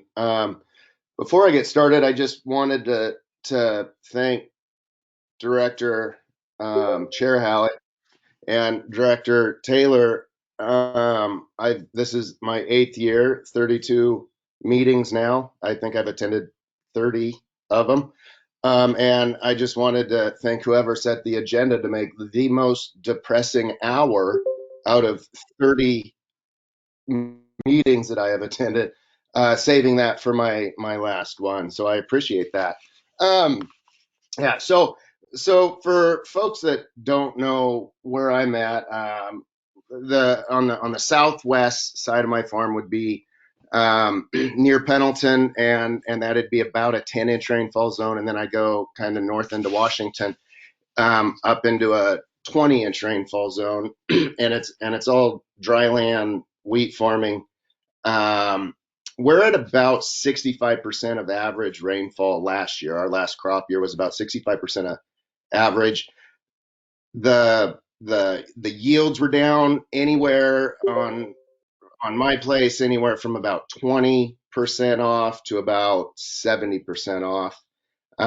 We've been really fortunate, though, that insurance was kind of a lifesaver for the wheat industry this year, and the opportunity. There's going to be a lot of people spending a lot of money on insurance this year for next year's crop, because in a summer fallow system, it takes 2 years worth of rain to grow a crop, and we're so far behind, we won't have the submoisture unless we have a well above average winter rainfall. It looks like our crop next year isn't going to be anywhere near average either. So again, I think the wheat industry in general, it got dinged pretty hard on the yield front. If people manage their risk with adequate insurance, it wasn't a killer year because the market's been running. It's actually, you know, if a 10-year average was 650 a bushel, we're at 1050 a bushel right now. And so revenues didn't decline that much when you take the increase in price plus your insurance. But next year's going to be spooky because we're, again, almost guaranteed to have a below average yield. So we're relying on insurance, almost guaranteed, which is a short-term fix, certainly not wise for the long term. That's all I got. Hey, Thank you for. Chair go ahead. Howlett, but I'm sorry to interrupt. Tyson, could you also talk a little bit about the protein impact of this year's crop? And I'm hearing some of that from some other wheat producers, because I know the industry is doing a lot of work with our customers to try and work through that impact on quality. Yeah. Yeah. So the vast majority of our customers want somewhere in the 10 to 10.5% protein range for wheat. And the Pacific Northwest is known for growing high quality, though soft white wheat. And this year, because of the drought, there was a very real concern that the quality wasn't going to be there, and so all the exporters put a sliding scale to dock you based on how low the quality is. Where it's a little concerning because you can't really.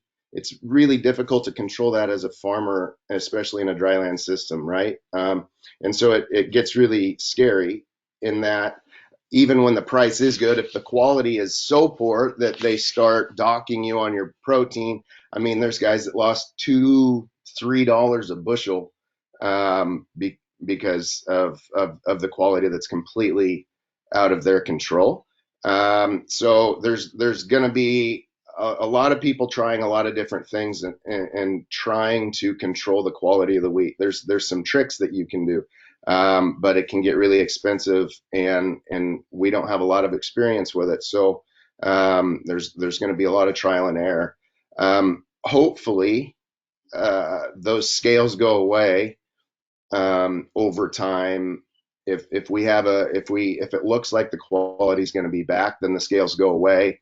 And we can just go back to marketing our grain like we've done for the last 75 years. But very real concern. The protein situation, insurance doesn't care what the protein is, right? And so there's some guys that got hurt with that, and moving forward, it'll be interesting to see how we can try to manipulate the protein levels at a farm level if this is what we're going to have to face moving forward. Okay, Brian, you want to talk to us about hazelnut trees and ice storms and anything else that's been affecting you? Yeah, sure. Yeah, so this year, like everybody else, it's a tough one. We lucked out that third day, that Monday. We got up to, I think, mid 90s, and then we got this onshore flow that cooled us down into the 80s. So whatever reason, basically south of Corvallis, maybe just south of Salem, we didn't get as hot for that third day, but we got up to 113. This past winter, we did not see any ice, which is amazing. Seems like every time that sort of system comes through, South Valley's been nailed pretty hard. I think the first one we had was, I think, about 2013, where it got to 10 below, and it was basically powdered snow. Doesn't affect these trees very bad because it's pretty light. But the last day, couple days where it started to warm up, we're supposed to get more snow. We got ice instead, freezing rain, which we refer to them as silver thaws. And that was about 1/2 to 3/4 inch, and that was pretty devastating. And that was all over the South Valley. And then 2019, we had snow and then a flood. Actually, 2016, we had an ice storm, and that was about 1 inch. That was pretty bad, and that was just basically Corvallis South. And then 2019, we got snow again, and I think it was February and then March, we had 2 snowstorms. And then in April, first week of April, we had a flood, pretty good flood, and it was the worst since 96, 97. That was pretty bad down here. And then, of course, you know, the valley's seen it again up north, basically north of Corvallis and on was a pretty gnarly ice storm. So for me as a filbert grower, we've been seeing basically multiple situations hit, and it seems to be within 2 to 3 years now. We're in a pattern of extremes. Basically the only thing we had in our toolbox when it came to any USDA assistance was the TAP program, which is essentially a tree, replacement program. The problem with a hazelnut tree is it's not a tree, it's actually a bush. So when they get damaged by snow or ice or even flooding, as long as your root zone's still together, you could cut it off at the stump and it'll just come right back. So it's really hard to, quantitatively use that program in filbert orchards. And so there's very few situations where that's actually worked. And you have to have at least 50% damage, well, mortality, essentially. After the 2019 storm we had, Larry George did a lot of work with the governor's office, and we had some salvation in there through the previous administration. There was, the tariff response that we had some funds for, amazingly. And then there was the WIP Plus program and the ECP program, which was damage, cleanup, and then damage recovery. And that was, we've been farming here in Junction City, Oregon since 1893. And that was by far the first time we've ever seen anything like that. When we raised wheat, we had insurance for that. It's fairly affordable, but there was a program put together for crop insurance for hazelnuts, but most people didn't qualify because it financially didn't make any sense. We're still receiving funds from some of those programs we applied for, but not everything's in yet, and that was started back in 2019. So it's very much a slow wheel. When I contact our local office, USDA Farm Service Agency office, asking for updates, kind of like what Mary Ann Cooper was saying, nobody knows. And with the change in the administration, there's definitely even more, confusion as to what the timelines were and where funds were going to come from, even though some are, I guess you might say, earmarked. There's just no guarantees if we were going to see the rest of it. So it's, when growers were hit pretty hard up north, I definitely tried to contact a few that I had, numbers for, to say, hey, contact your FSA office and get in there as soon as possible. And it really worked out to be almost a first come, first serve. There's some farmers that are good with paperwork. I know a lot of folks tended to not put their paperwork through with FSA because they didn't like to go through the rigmarole of paperwork. And there's some farms that utilize that pretty well, and there's some growers, ranchers, farmers that don't. And so it is kind of a pain, but in this case for us in 2019, it did help big time. But there is no, like Mary Ann was saying, that there's a bunch of unknowns. We don't know what the future is going to be, and the loss isn't just here now, but it's for years down the line. And we're still dealing with damage from 2013, and then it just keeps having this pattern of extremes kind of stacking up on itself. So I guess we'll see how things look this year. With what we've seen down here, we're seeing shriveled kernels, smaller nuts, There's quite a few, amazingly, but we've had some fairly mild winters. And so they've been able to grow pretty well. And we've had pretty good pollinating windows there in the wintertime, into January into February. So, I don't think the quality is going to be all that great necessarily, but, the pricing has been somewhat down like it's been the last 5-6 years. So I guess we'll see how it comes out. Okay, any quick questions for Brian before we move on? Okay, Elin Miller is going to talk a little bit about wine grapes and the smoke impacts. Yeah, yes, Chairman Halleck, Elin Miller for the record. I'll also just echo Brian, because I am a hazelnut farmer, and in 2019 we had our snowmageddon down south and lost 60% of our fruiting branches on our hazelnut orchard.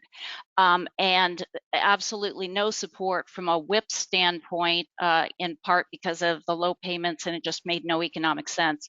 But ECP helped at least on paying for some of the cleanup, which was horrendous. So I'll just do a little moment in hazelnuts and then help bridge to wine grapes. The wildfires of 2020 really did have a dramatic effect on the industry, and it was the first time ever that nearly every wine region across the West was impacted.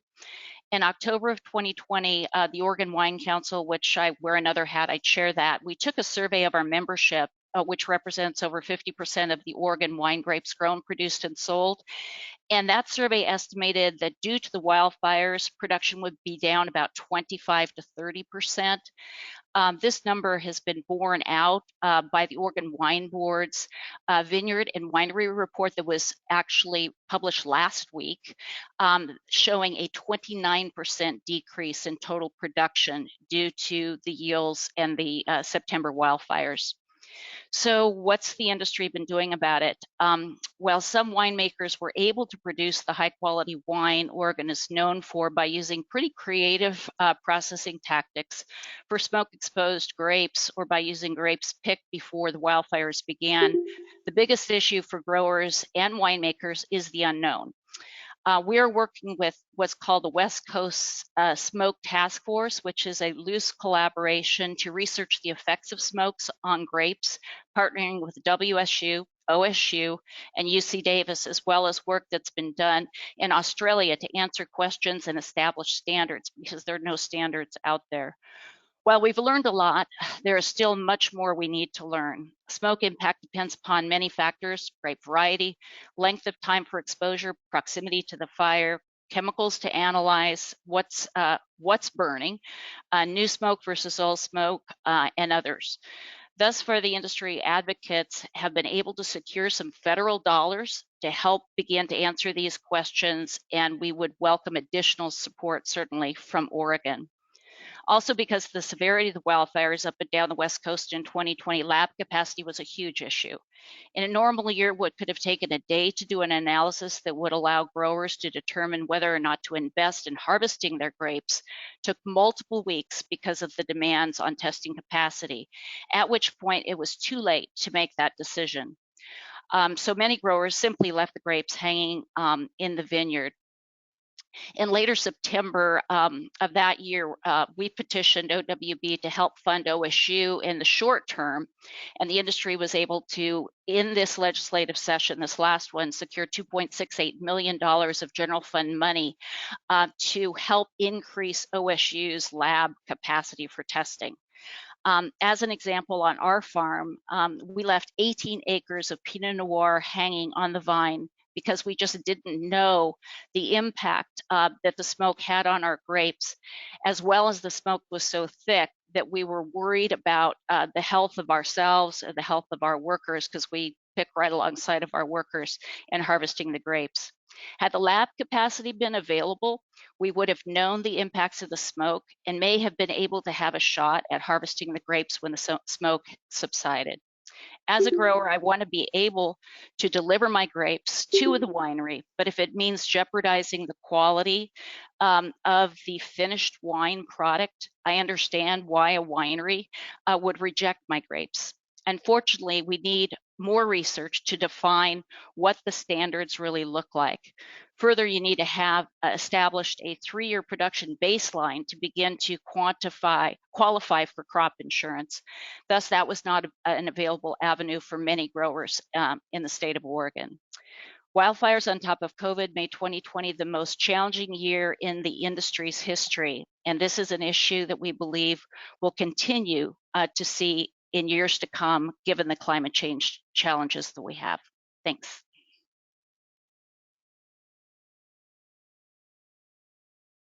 Thank you, Elin. Any questions for Elin? I'm sure Dean Sams is taking lots of notes from these various presentations. And I'm sure Director Taylor is as well. So we have a few more board members we'd like to hear from. Shaunte Johnson, do you want to talk to us a little bit about direct sales and small farmer access to assistance programs? Is she with us? If not, we'll come back to Shaunte. Chad, were you going to talk about the dairy and feed concerns? Are you with us?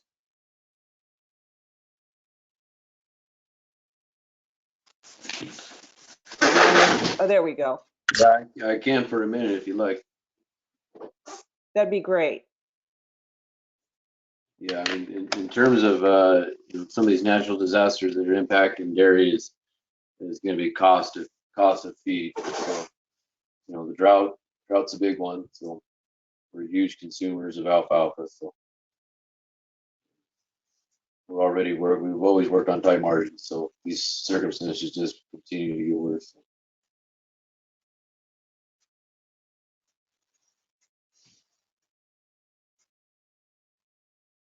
Okay. Okay. All right. Thank you.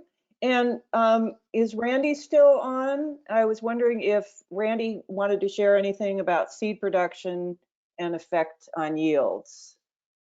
Yeah, I'll go ahead and I'll keep it brief. Yeah, there we are. Randy Savati for the record. I'll keep it brief. I know we're running out of time here. I wanted to touch on 2 things kind of in our area, the seed production, also of course onions, because that is a large area of production.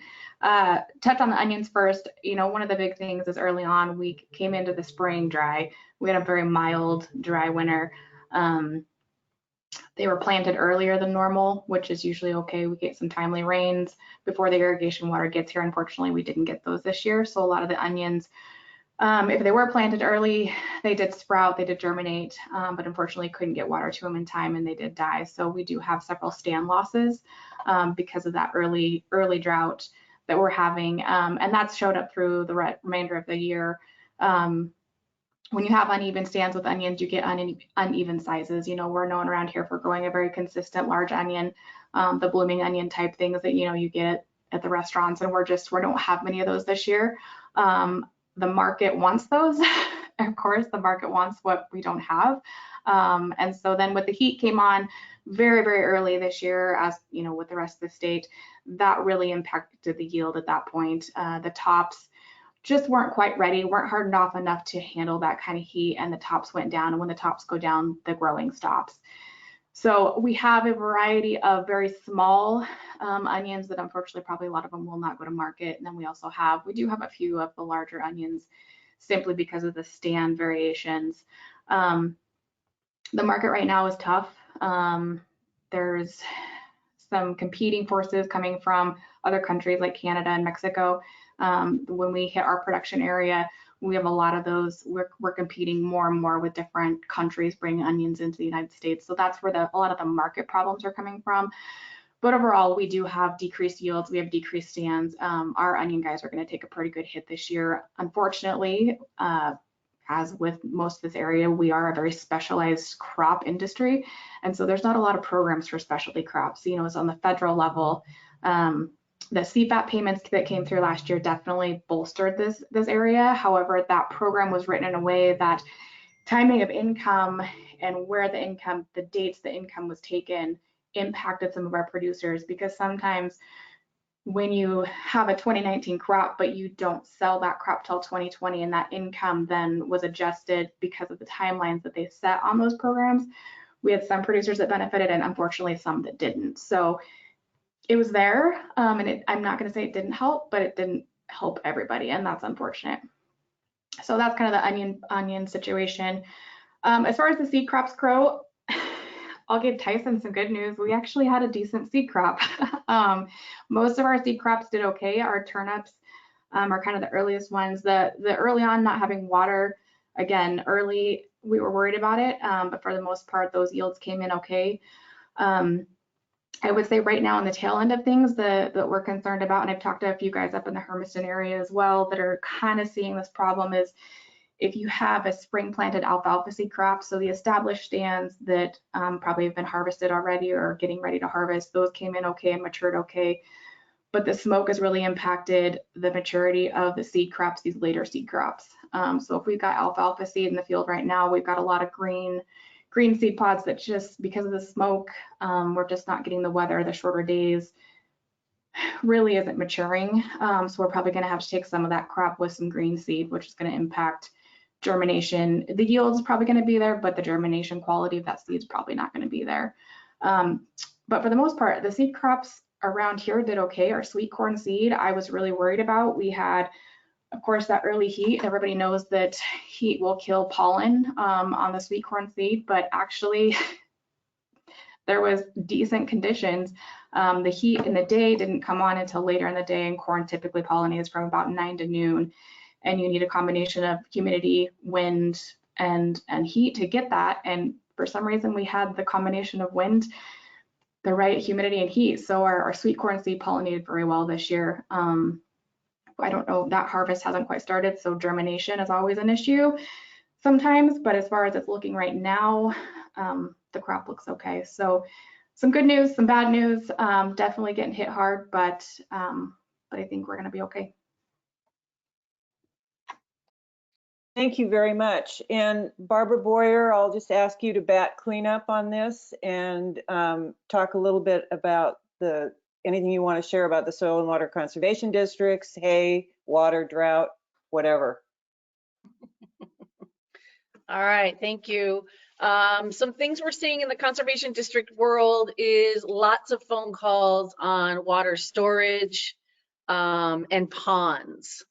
That's been a real interesting influx of customers. And then the topic, talking about groundwater issues, and then this is kind of morphed into all the tiling that's going on in the valley right now. So we're starting to really focus on some of the impacts of field tiling, drain tilage in the groundwater supply and in the aquifers. So that's been an interesting topic to dig into, and stay tuned as we do a little bit more research in the conservation world on that. And then a little bit on, I'll just quickly touch upon the operation here, the impacts of the drought. My first cutting of hay, I was down 58%. And then I didn't irrigate the first cutting, but I decided to irrigate the second cutting. And with that heat dome, the moisture just never made it, just didn't make it very far down into the soil. And I had to abandon my second cutting. And that was hard to do because it's not for my animals. I don't have any animals. It was very hard to tell my customers that they have to go somewhere else to find hay. And there is no hay out there to be found. So it's going to be a really rough winter. And I don't know what it looks like, but it was just, it was a really difficult decision to abandon second cutting. And it will definitely affect my pocketbook this winter. And that is all that I have. Okay, so I want to give Director Taylor a little time here to make a few remarks. And what we're going to do is we're going to do self breaks after Director Taylor speaks, and we will move to the next agenda item of OSU Cultivating Change after Director Taylor. Yeah, thank you, Chair Halleck, and sorry to our next panel for running a little late, but I think this topic is really important to really see the breadth and depth of the impact that Oregon agriculture has been experiencing over the past year, a little over a year. To Josh's first comment about having an in at USDA, I would say my in at USDA got the Secretary of Agriculture here very soon after the heat dome effect, so I'll take some credit for that. I think what you've heard is, every sector of agriculture has been impacted. There are some federal programs out there, but there are certainly some challenges and limitations of those programs for Oregon agriculture. We are working with USDA to try and find creative ways that they can try and adapt programs, but to make it maybe in the short term try to work a little bit better for Oregon ag, but some of the limitations are statutory, and Marianne Cooper alluded to this, and that's going to be potentially a farm bill conversation. One of these limitations we're hearing a lot about is a livestock forage program. Part of it is as ranchers have tried to move cattle and livestock from their summer range because they're in a severe drought and there's just not forage for them onto maybe their winter range, that may exclude them from some payments. There's a statutory cap on the number of monthly payments, and with the breadth of and how long this drought has been going on and will go on in Oregon, producers, ranchers are hitting that statutory cap very quickly. So one of the things we started a conversation with USDA on is a different program, and it was their additional flexibility or resources that they could provide, and that program is ELAP, the Emergency Livestock and Honeybee Assistance Program. And just last week, USDA rolled out an announcement on ELAP assistance to cover the increased cost of transportation for feed, right? It's one thing if we can't get feed in Oregon, but we also can't get it from Idaho or Montana or Colorado because the whole West is in a drought. And so feed is having to be hauled in from much greater distances. So this program, I encourage all of our producers to look at, because it can cover up to 60% of the transportation costs, and it could be up to 90% for socially disadvantaged producers, producers of color, and veteran, military and veteran producers. It can cover up to 90%. So that's the type of conversations we're trying to have with USDA in the short term. In a little bit of the more medium term, we are also engaging with the administration and Congress on what additional assistance, whether that be in an emergency disaster or a disaster supplemental appropriations at the end of the year. Obviously, Senator Merkley is a key party to those conversations, what that might look like, what changes. Brian mentioned the WIP Plus program. There's discussions about extending that for 20 and 21 disasters, and what are some of the changes that we need from an Oregon perspective to make those programs work really better for our producers. The House the House Agriculture Committee marked up a expanded version of that, and there were some really important changes. For example, expanding heat, smoke, and ice as qualifying events for disaster. I think you heard we've had all three, and so having that expansion is really important. And so we've been working on what some of those additional changes might be that Congress is focusing on. And the governor is actually working on a letter right now, which I know she wants to send in the short term to the president, really looking at the big picture unmet needs from the state of Oregon from the 2020 wildfires. There's huge community needs still out there that has not been met yet, but also looking at some of these compounding natural disasters and kind of more in that short term, what changes can be done, what appropriations need to come to try and get some assistance on the ground. So more to come there, I think. And then in the almost more immediate, Marianne also discussed the conversations with the legislature, with the governor. The legislature in session set aside that $150 million for, I forget the exact verbiage, but ongoing, disaster assistance recovery. There's a lot of need and a lot of pressure on those funding sources, from Klamath to North Unit Irrigation District, to all of the various sectors that in the short term want to make sure they have viability until some federal assistance can come along, right? And so really trying to look at what the federal assistance is today, what we think might be coming with some of, whether it's disaster supplemental approach, or if with the expansion changes, and looking at that narrow band of unique Oregon needs, and can that and how that fund might be able to help our producers just, continue to pay some of their bills, their mortgages, their rents, so they are here next year. So we're really trying to help narrow that delta. But as you can imagine, that $150 million could be spent 30 times over in the state of Oregon right now with the scope that we've experienced. So there's more to come on that, and I know the governor's very engaged on this, as is the legislature, in providing really that targeted assistance. So happy if there's any questions, happy to take them. But Chair Halleck, I appreciate the couple minutes to just run through some of what we've been doing as an agency and what we've been doing as a state in this vein, because there's been a lot going on. Okay, are there any questions for Director Taylor? This is Elin Miller. Just thank you, Director Taylor, for your leadership. As you heard, and ag needs it, so thank you. Thank you. I neglected to mention at the beginning of the meeting that public comment is scheduled for 10:45. We have two people who signed up to speak. I am going to move to the OSU agenda item, and I am conferring with Carla on whether or not we're going to have to interrupt that agenda item to keep to our timeline. But if our public comment people are okay with running a little bit late, we're just going to move ahead with the agenda in the order that we have it. Christina Walsh is not available today. I hope we have Robin Frogen from OSU Cultivating Change. Are you with us, Robin? Am. Right here. Wonderful. You're on. And I have a slide deck to share as well.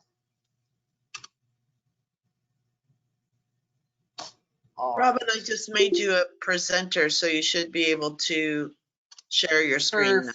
Perfect. Let me make sure I know what I'm doing.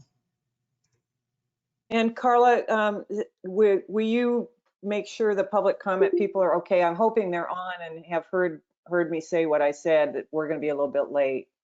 I think at least one of them is on, and I'll send them a note. Thank you.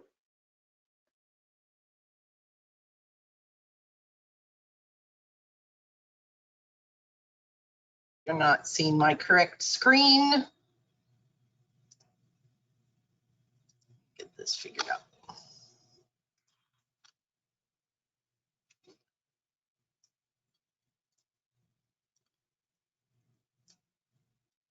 All right.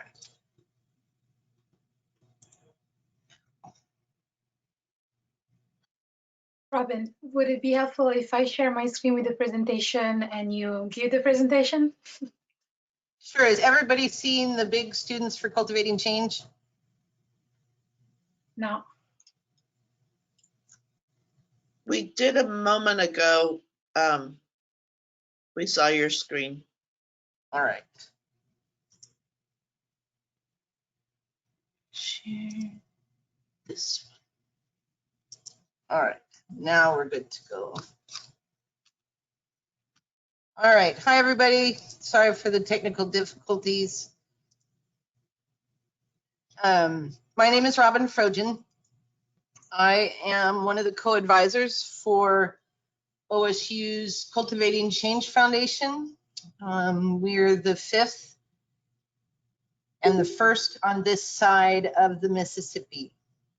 Cultivating Change Foundation, the foundation's mission is valuing and elevating LGBTQ+ agriculturists through advocacy, education, and community. Chapters exist at Penn State, Ohio State, North Carolina State, and the University of Virginia. We are the first west of the Mississippi. We are also the only Cultivating Change that is being advised and mentored by women. Cultivating Change at OSU began with a call to any interested students who wanted to start the group. Message sent out through academic advisors in all departments. Many students responded. The strong response during a remote year is a testament to the need for this group as a way for LGBTQ+ students in our college to connect and form community. Some members from the College of Forestry have also joined, and many members expressed this was the first time they felt they could be themselves. Others come to OSU expecting a group like this to already exist. We have weekly Zoom meetings, continuing new members as word got around. Occasional in-person events, as you can see some of our pictures from this last year, including a meet and greet in fall, visit to the Oak Creek Center for Urban Horticulture, and an Adopt a Plant summer social in front of Strand. Tremendous support from the College of Agricultural Sciences leadership, including Dean Sams and Executive Associate Dean Stacy Semenich, who's provided the funding for these t-shirts, which are now used as a fundraiser for club activities. Featured here are the club advisors, Christina Walsh, who is leaving us for an Associate Dean position at Williams College, myself, and my new co-advisor, Martina Ferrari. Yes, hi everybody. I'm actually taking this opportunity to introduce myself. I'm Martina and I'll be stepping in as co-advisor along with Robin. So we plan to launch strong and highly visible this fall with everybody returning.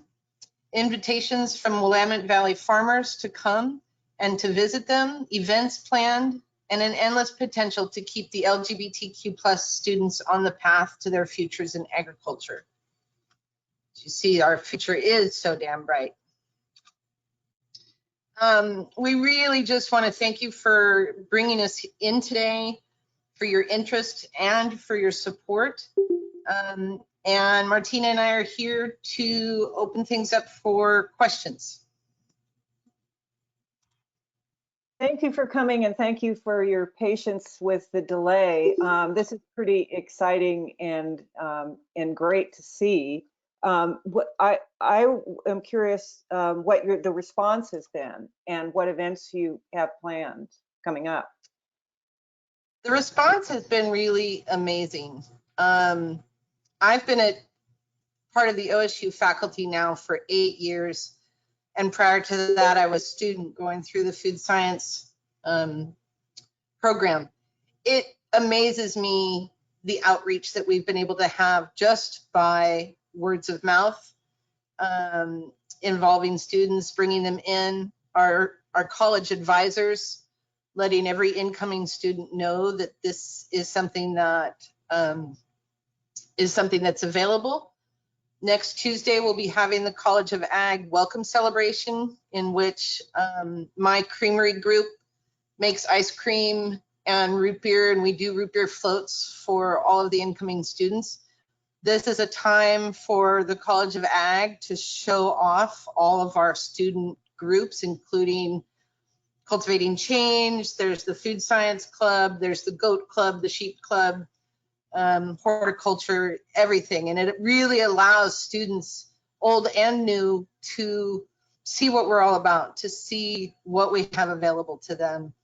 We have that planned. We will be sending those t-shirts out to all of our newest members, as well as we have face masks with the Beaver's rainbow logo on it, which we were wearing at the Cultivating Change reception a few weeks ago, modeling our apparel.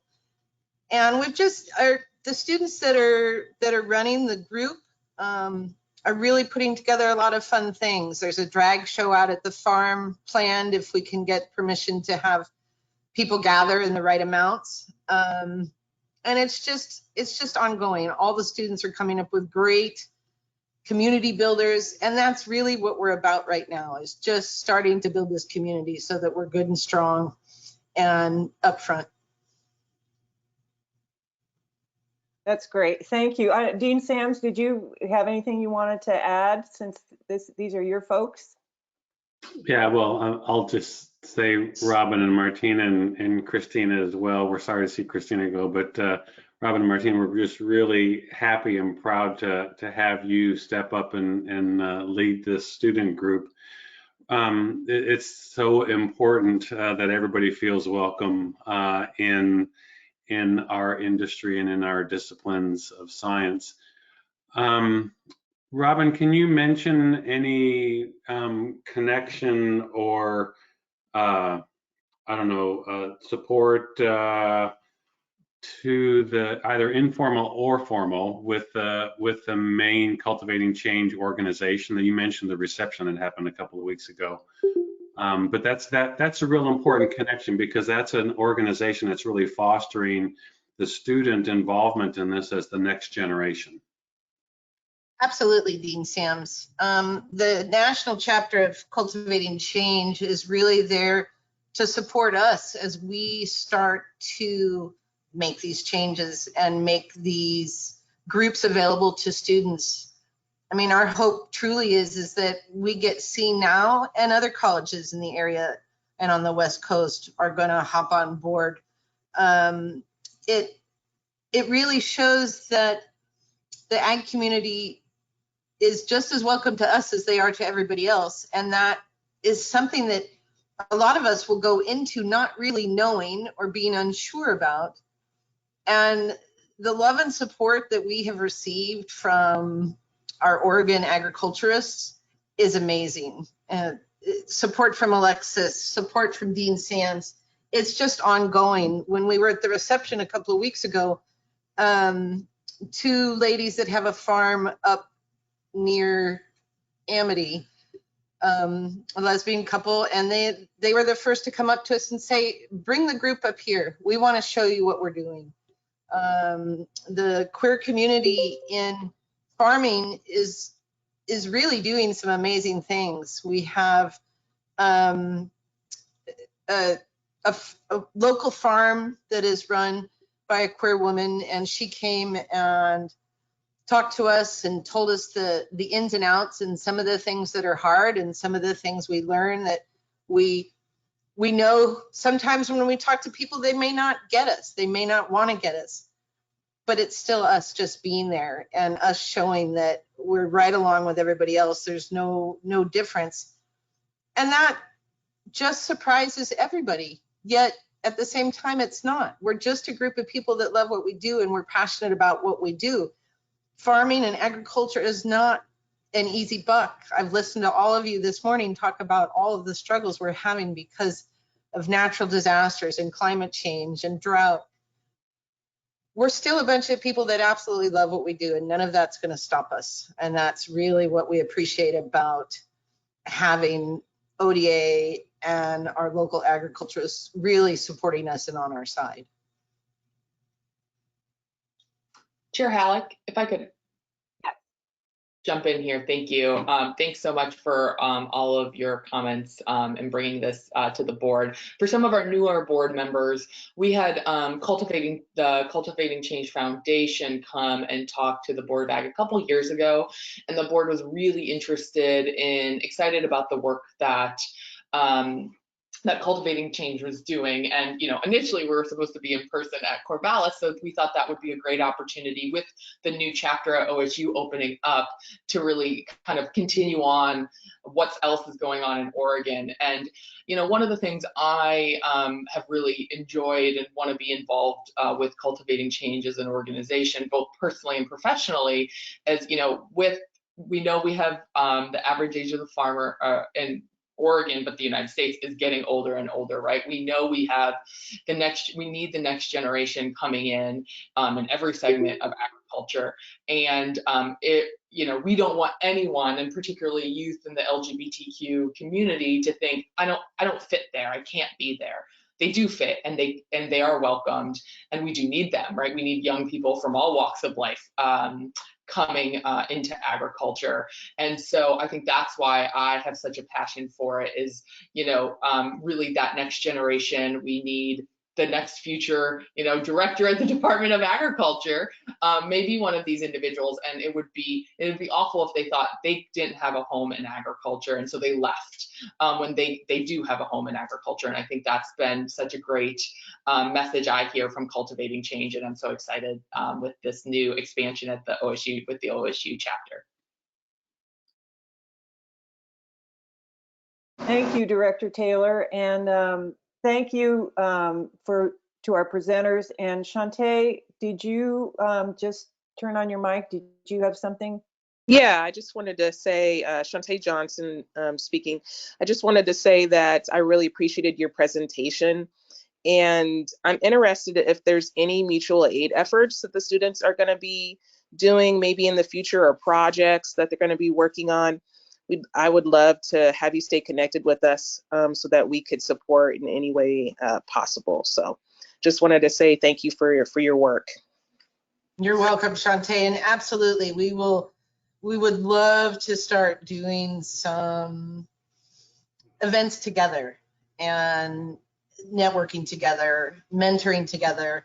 All of that is really where we're focusing. And as this group grows, it only grows with all of you. We just keep sending out students that are doing amazing things in agriculture, and you keep bringing them into your fold. So we'll just continue that relationship, and both Martina and I really look forward to the next year. Okay, in the interest of time, I will again thank you, and we're going to move to public comments. And it's too bad that we couldn't be at Oregon State all together. But that's the way it is in COVID land. So thank you so much for taking the time. You bet. Thank you, everybody. Okay, I have two, Carla, unless there have been any additions, we have someone, Lauren Corter is signed up to speak about the City of Portland's proposed water filtration facility. Is Lauren with us?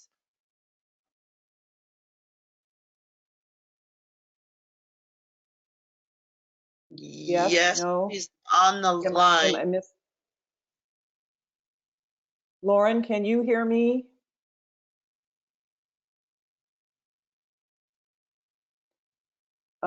Maybe I'll go to see if the next person's available. And are you there? I'm here. Okay, Lauren, you have the floor. All right, thank you very much. And would you state your name and organization for the record? Thank you. Yes, for the record, my name is Lauren Corter, and I live in rural Clackamas County. I appreciate the opportunity to offer public comment today. I'd like to make a brief statement on the City of Portland's proposed $1 billion utility project set to begin construction on 100+ acres of prime farmland in rural Multnomah and Clackamas counties in the Sandy River Basin. I'm a resident of the impacted community. I am also the secretary of the Cottrell CPO, a Clackamas County community planning organization representing the citizens and the agricultural businesses of the region to advise the Board of County Commissioners on land use matters. There is unanimous local opposition to the city's choice of the project's location, as it will not primarily serve our local community or the residents of East Multnomah County. Furthermore, the project threatens the rural and will significantly impact our agricultural businesses. The city's site selection for Portland Water Bureau's proposed Bull Run water filtration facility is located on the border of Multnomah and Clackamas counties within Metro's rural reserve designation. The site is 90+ contiguous acres of prime farmland as designated by the state of Oregon in active production for nursery stock.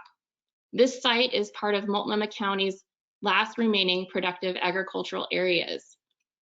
According to the city's plans, they will remove over 1 million cubic yards of Class 2 soil from the site location, which is currently recognized by Oregon as soil of statewide significance. Not only will prime farmland be lost at the facility location, but additional acreage will be lost along the proposed pipeline routes. Because the site is located miles off the city's existing main conduits, the project requires the development of an extensive system of raw and finished pipelines required to deliver water to and from the facility. Over 4 miles of 7 to 9 foot diameter raw and finished pipe require upwards of 100-foot easements across residential, MUA 20, and EFU lands. Most of this demand will require more farmland to be taken out of active production. What is most alarming is that the city was recently awarded a $720 million federal infrastructure grant to help fund this massive project. In their application, they submitted fraudulent information to the EPA, indicating that this site was not of statewide significance for agriculture. As a result, the city of Portland was granted the opportunity to bypass the NEPA process and any requirements for an impact study. The city of Portland is set to submit their preliminary conditional land use application to Multnomah County Planning at the end of this year, and their final application in the spring of 2022. The consequences of this project will be unprecedented. If approved by Multnomah County and overlooked by the state of Oregon, it will set a dangerous statewide precedence of public utilities removing active farmland out of production. We would like to preserve our farmland. We believe ODA support to help defend and preserve that an investigation by ODA will reveal significant land use impacts that violate Oregon state statutes set in place to protect the limited agricultural land of our state. Thank you. Thank you, Lauren. And for the board members, there's another person who's going to speak on this topic. We also received you all should have from Carla, 3 written comments on this. And we also have a written comment on another issue having to do with the natural disaster relief money.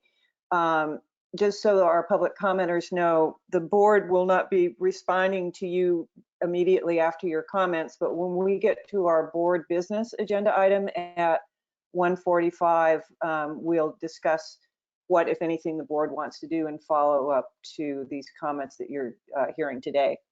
So Jesse or Jess Nelson, are you with us? Yeah, can you hear me? Yes. All right. And please identify yourself. Jesse Nelson, Hans Nelson and Sons Nursery in East Clackamas County. Lauren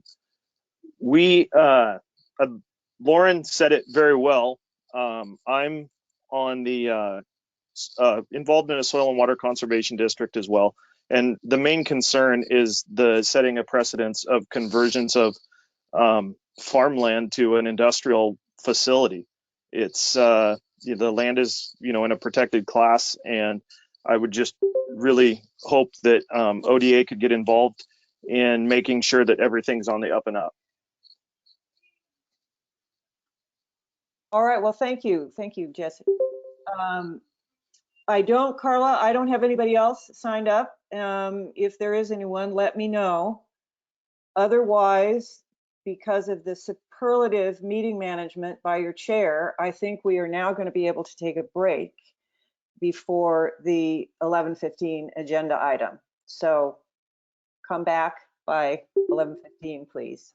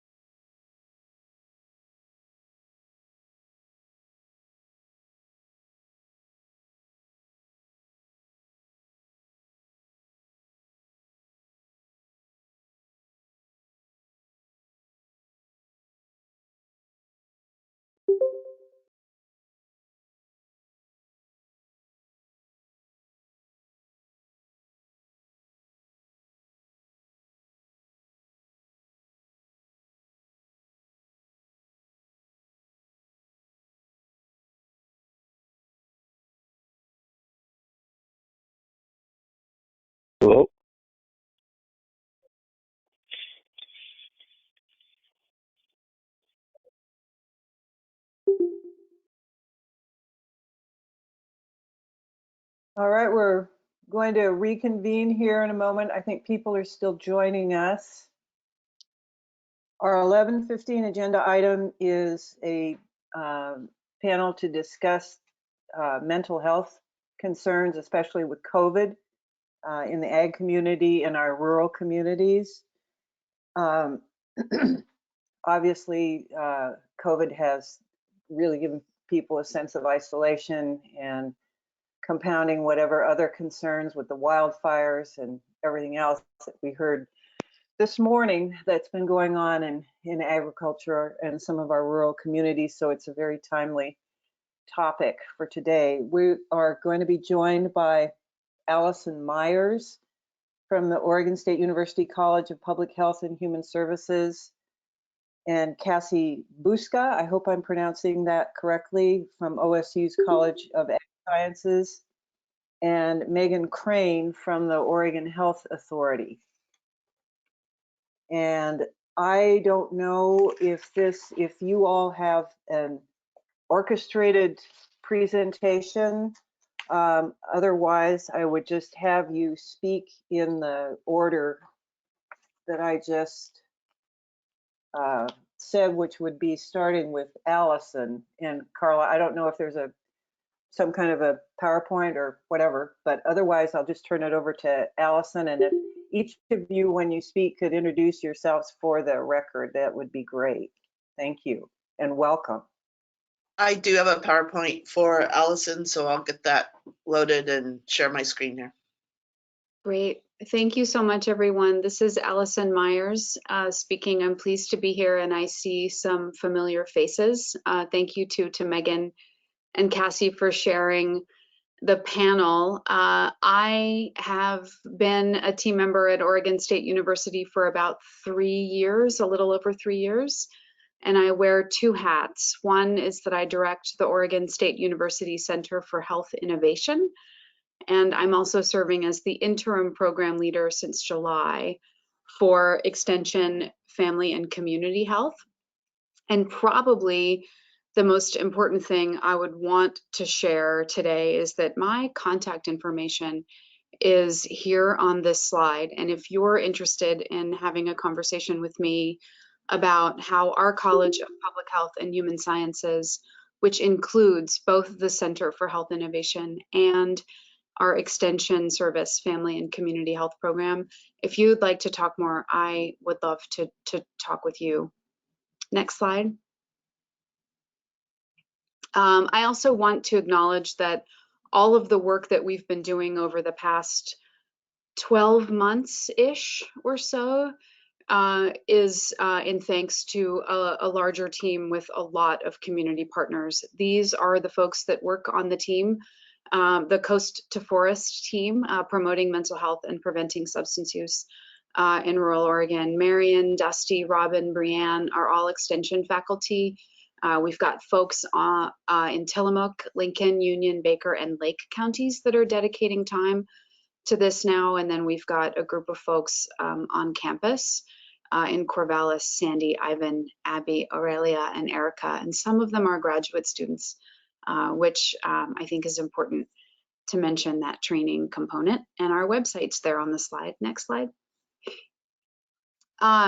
This is not, I'm going to be brief here because I know that you all know this, but Oregon, we're facing a mental health and substance use crisis. I really like to think about this as deaths of despair. I didn't come up with that term. The person who did, her name is escaping me, but as a public health practitioner and scholar, I think about how folks are generally not feeling well and how that turns out in relationship to alcohol, drugs, and suicide taken together. And we know that in Oregon, for example, we lose about 5 people every week with the most recent data I have to opioid overdoses, many more to other causes. Megan can talk more about that. And we know in particular in rural frontier communities can be hard hit because of the mix of, I'll call them contextual factors relating to work, job, healthcare access, etc. We know stigma too plays a role in all of this. I'm a person who lost a nephew to a fentanyl overdose on August 30th, and it's amazing to me how we aren't talking about the cause. So next slide.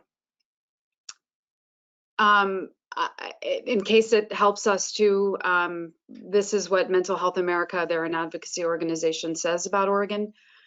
They use reasonable data, pretty good index measure of 15 unique components to mush it all together and say, Oregon, you're ranked 50 of 51. So for what it's worth, there are these data. So next slide, please. As an institution, as a College of Public Health and Human Sciences, as a health extension program, as a contributor to the state of Oregon, we asked ourselves, what is it that we can do and how do we fit amidst this constellation? Clearly, whenever I put partners on the screen, I'm missing someone. I'm sure, I know I am. Please forgive me for that. I wanted to at least show that we were thinking about where we can loop in, right? We've got some of our current partners on the screen, but a lot of what Megan and Cassie and I have talked about over the months that we've been getting to know each other is where are there synergies? And I'll direct your attention to this side of the screen where we've got Oregon State University listed and we've got SAMHSA, the Substance Abuse and Mental Health Services Administration, and the USDA NIFA. And I'll share that the initial value that we felt like we could bring was to secure dollars for Oregon that are reserved to extension programs and all in the area of mental health and substance use. So that's what we did. Over the course of the last 18 months or so, we've written some grants and secured some money to be able to become a partner, a player in thinking about this with many of you on the screen. So next slide.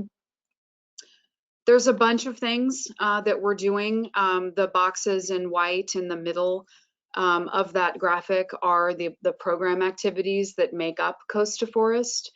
A lot of it is very much in the realm of what you would expect from Extension. We're a convener, we do outreach, we educate, we use the radio, we offer resources on the internet.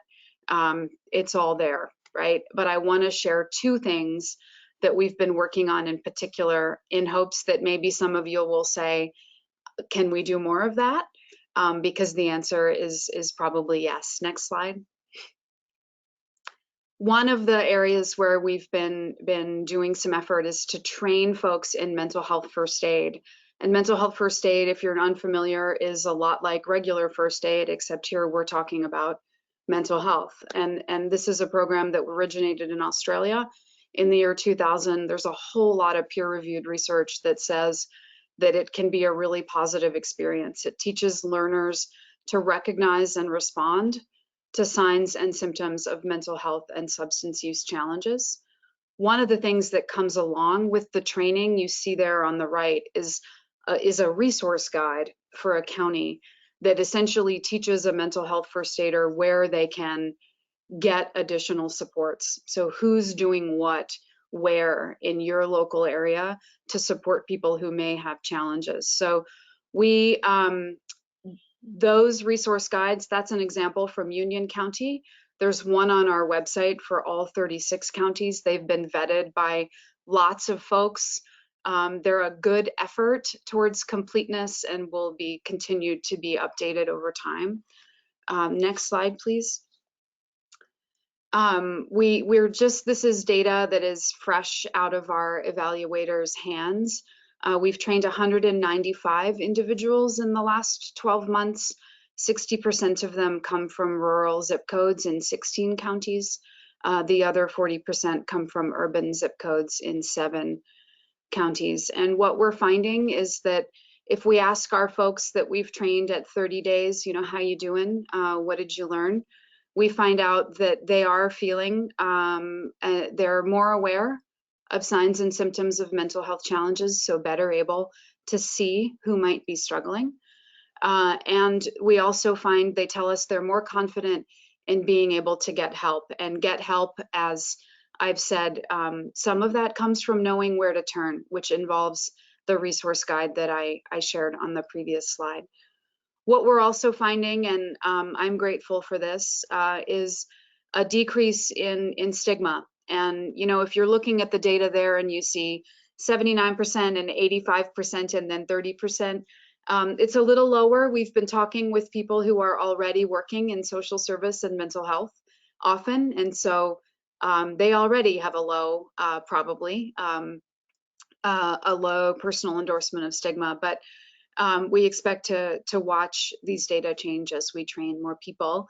All of the trainings we offer are free. We do them virtually someday. Hopefully, maybe we'll do them in person. And we're doing a push soon this fall, this academic year, to train more of our extension faculty across all programs in the state, as well as folks here on campus. And whoever asks us, we'll try to accommodate. Next slide. I'm moving towards wrapping up here. The second program highlight I'd like to offer is something called Community Conversations about Mental Health. This is a 4-part set of conversations that involves getting folks who care from across disciplines and service areas together to talk about what's happening, what needs to happen, and what can collectively be accomplished regarding mental health and substance use in a community. We're doing a set in Tillamook County now. The first one happened yesterday and was orchestrated in part by Commissioner Aaron Scarr, together with Columbia Pacific Coordinated Care Organization. Tom Bialozer is there. He's the mental health, behavioral health person in charge. And then also Frank Hannah-Williams, who's the community mental health representative. So they got together with our extension faculty, invited a lot of folks, and had the first of 4 conversations that are really an ongoing conversation in Tillamook County about how we address some of the issues that we see. So that's 2 things that we're doing. There's a lot more, but it gives you a little bit of flavor. Next slide, please. Moving forward, again, my contact information is here. I'm so glad Cassie and Megan and I are together. We really want to be able, as an extension service, to partner across our programs and with you all to play a role in continue, you know, in promoting health and well-being. That's our mission. So I'll stop talking now. The last slide is there. Just thanks you, and I think gives you my phone number and my email address again. So I'll turn it over to Cassie, I think. Thank you, Allison, and welcome, Cassie. And would you please identify yourself for the record? Thank you. Yes, I'm Cassie Bosky. Do you need to know more than that right now? Is that good? I'm the agriculture extension faculty down in Coos and Curry counties.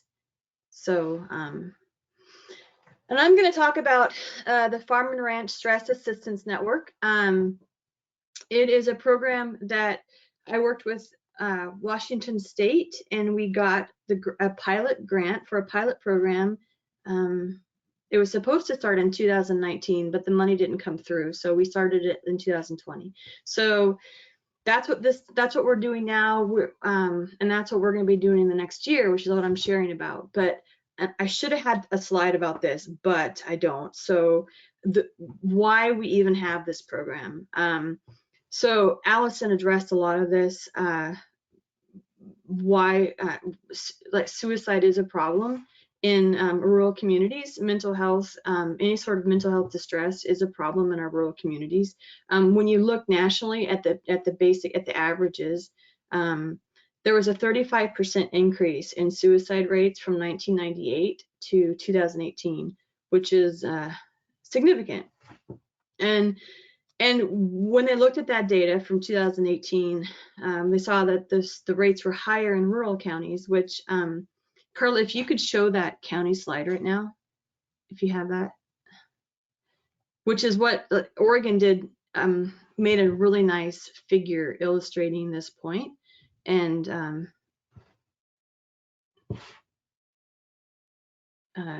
so basically you can look at deaths by county for a 6 or 7 year period, and you can see as you go down that they tend to be more rural as you move down, and then at the very bottom which is near and dear to my heart, is Curry County, who by far has the highest rate. It had the highest number of suicides in the last in that time period. And just like Allison was saying, those green bars show urban versus frontier and rural counties, and you can see that the number of deaths by suicide are higher in those counties. So that's part of what that's what this whole stress assistance network is aiming toward, is providing some help and some more assistance to those communities. So Carl, you can go back to the other one.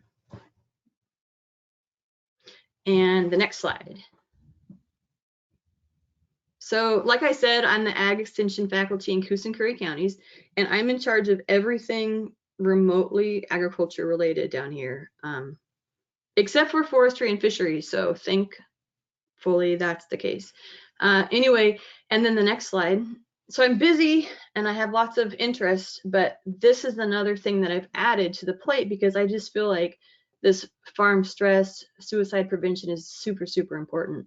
So like you guys probably are very aware of, the ag community has a whole different set of stressors than somebody who works a typical, maybe, office type job. And they're all over the map. There are a lot of things that they have zero control over, and then other things that they have some control over, and then there's just other burdens that they carry. And when you look at the CDC data, the rates of farmer suicide is higher than that of the general population, which is, of course, why this program exists. Next slide. So, like I was saying at the very beginning, we had the pilot program last year, which we wrapped up, and then ODA applied for a continuation grant with USDA, another grant with USDA that continues this program, and we're working on that in this coming year. And basically, our goal is to keep up continue building the momentum that we started last year, which I'll talk about next. So next slide. So in 2020 and 21, we started developing networks and building collaborations. We developed a website and a clearinghouse, which Allison, we're going to have to try to glue those together.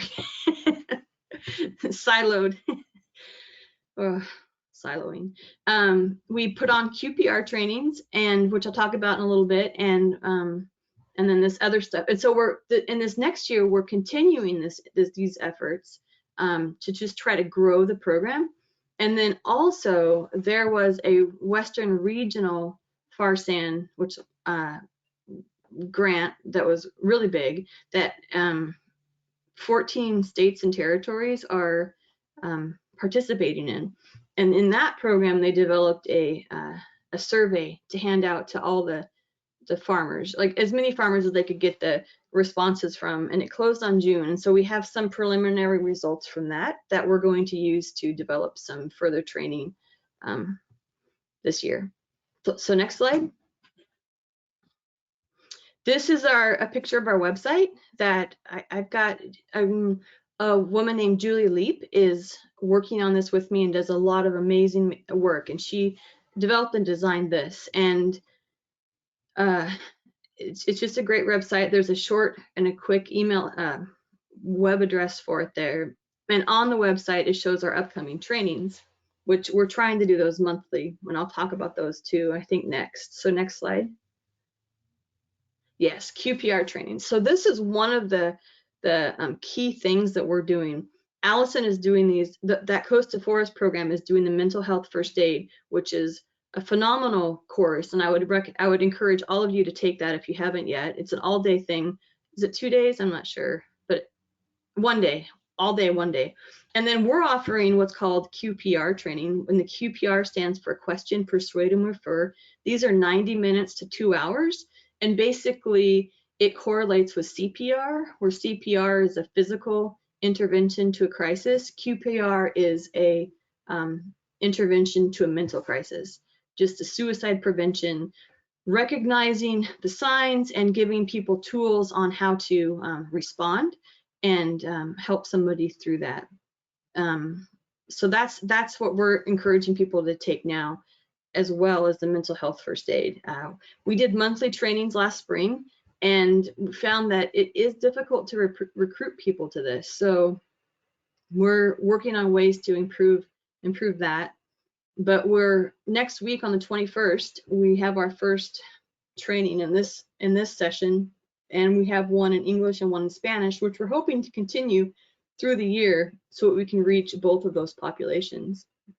And then another thing that we're hoping to do is provide informational sessions.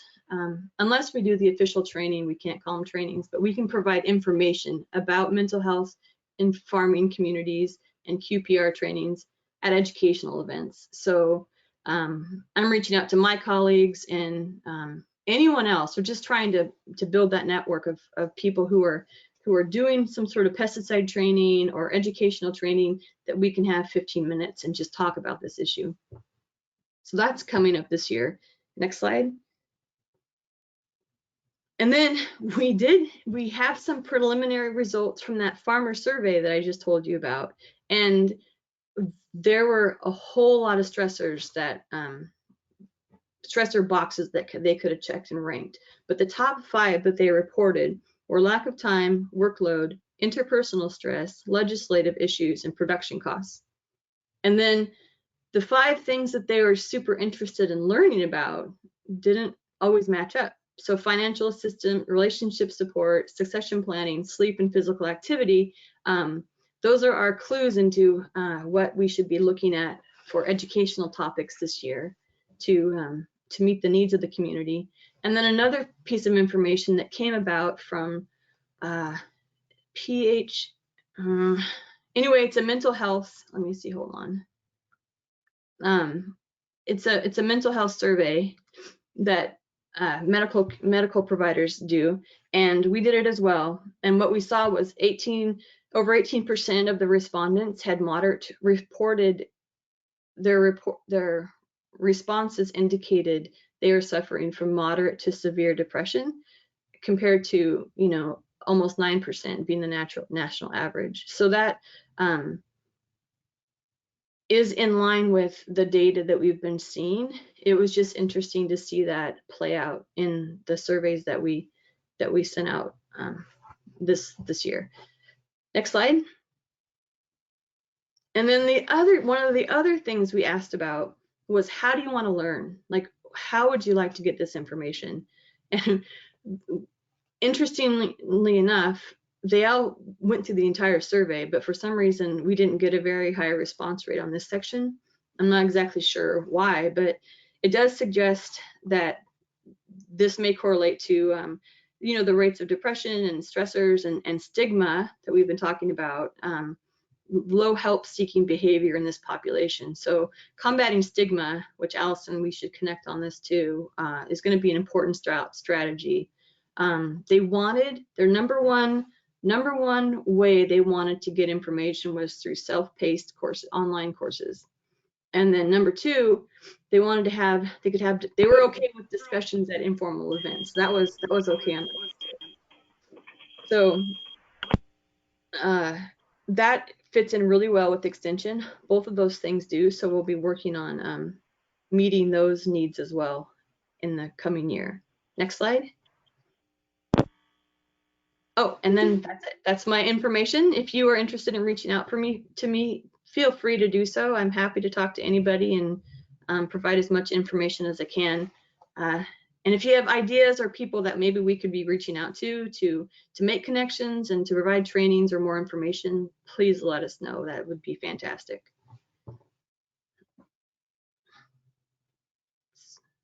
So Thank you very much, Cassie. I think what we'll do is we'll have Megan present, and then at the end we'll have time for questions, unless anybody on the board has a burning question at the moment. Okay, so Megan Crane from the Oregon Health Authority. Hi there. Yes, let me just share my screen here. So my name is Megan Crane. I'm the Zero Suicide Program Coordinator at Oregon Health Authority. and part of the OHA suicide prevention team. Can someone just confirm that you can see my screen? Great. Okay. So first, I just wanted to start, both Allison and Cassie have talked a little bit about data, but it's something I always get asked about, so I don't want to spend a lot of time. But, what do we know about 2020 and 2021 when it comes to suicide? We know that Oregonians have experienced high levels of stress and mental distress due to compounding traumas, including COVID, wildfires, economic distress. We know that stress and mental stress do not automatically result in increased suicide activity, but we want to make sure that we are planning for that and supporting people. And based on preliminary data, Oregon as a state has not seen an increase in the number of suicides in 2020 when compared to 2019. And we have also not seen an increase in suicide deaths in 2021 through May of 2021. This does not mean that there are not communities in Oregon that are experiencing higher rates of suicide, but I do think that if you have been paying attention to the national news when talking about suicide, there has been a lot of misinformation about we're just seeing skyrocketing rates of suicide. And while we want to address any suicides that are occurring, that is not what we are seeing in Oregon as a whole. We also look at emergency department and urgent care centers. And while we saw a decrease in visits between March and June 2022 related to the pandemic, we're seeing decreases. Those decreases continue, but not as the dramatic decreased rate during that time period. And so no matter what suicide rates are looking like in the pandemic, we know that too many Oregonians are dying by suicide or suffering due to suicide ideation. And so we want to continue to increase protective factors and decrease risk factors in order to address and support individuals. Also just wanted to provide a little bit of context on who is dying by suicide in the state. So when we look at suicide across the lifespan, as you see here in green, generally suicide increases with age. For men, which you can see in blue, suicide rates generally also increase with age. Women in red see an increase through the middle years and then see decreased rates. 906 Oregonians died by suicide in 2019. And as Cassie already talked about, we do see higher rates of suicide in rural and frontier parts of the state compared to urban areas. Also, when we look at occupation groups, we see that the highest rates of suicide occurred in construction and extraction occupations, followed by farming, fishing, and forestry occupations. Again, that's based on rates, not necessarily numbers, but still very significant and a reason for us to put specific efforts toward this. Veterans also see a higher rate of suicide than the general Oregon population. And although we have limited data on the LGBTQ+ community related to suicide, we know from Oregon Healthy Teen Survey, which is done in schools, as well as national data, that this group does experience higher rates of suicide and suicidal thoughts than the general population. So what are we doing about it? So at Oregon Health Authority, we have a team of 5 suicide prevention coordinators that span the public health division, where I sit, and the mental health or behavioral health program, the health systems division that some of you may be aware with. We really want to take a population focus. So what are the specific populations that we know are high risk, as well as providing general suicide prevention to all Oregonians? How are we looking at data, recognizing that we have gaps in data, but how is data really informing where we're putting limited resources that we have? We want to be thinking about how to avoid someone getting to thinking about suicide, to supporting those that are thinking about suicide, and then those that have what we call postvention, when someone has attempted suicide and needs support, or when unfortunately an individual has died in a community, and how do we support the friends, families, and community dealing with the aftermath of that death. We want to make sure that we have evidence-informed practices, recognizing that current evidence doesn't, that we need to look at best practices and emerging and innovative practices as well. And then we want to make sure that we have cultural and linguistic services and providers to support those that may be at risk of suicide.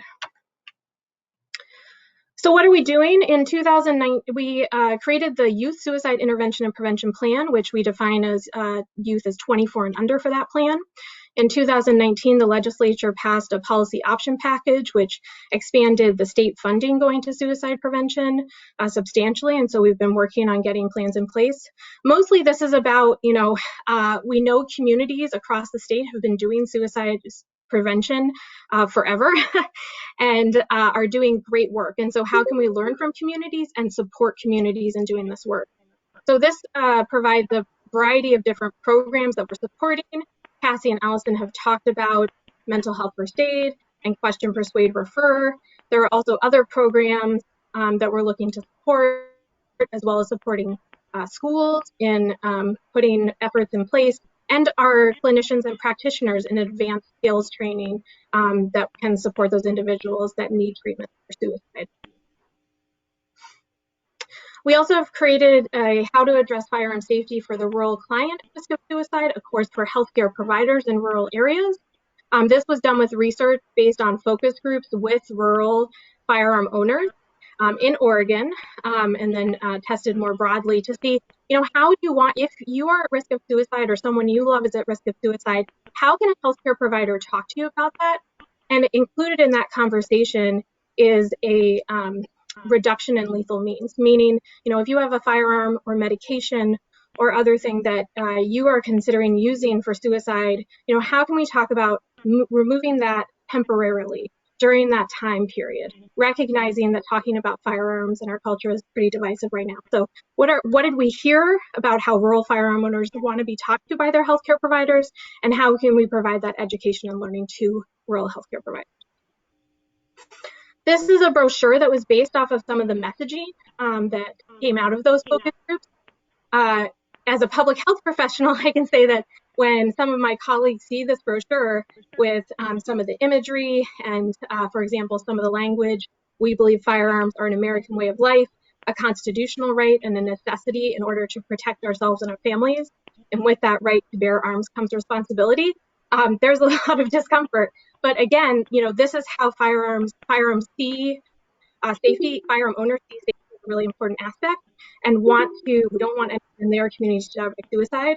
You'll see this brochure does not have any OHA logo on it. It has a link to the National Suicide Prevention Lifeline, and that's all intentional because this was really developed and informed by rural firearm owners. We've seen a lot of interest in this brochure among rural firearm owner groups and veterans groups.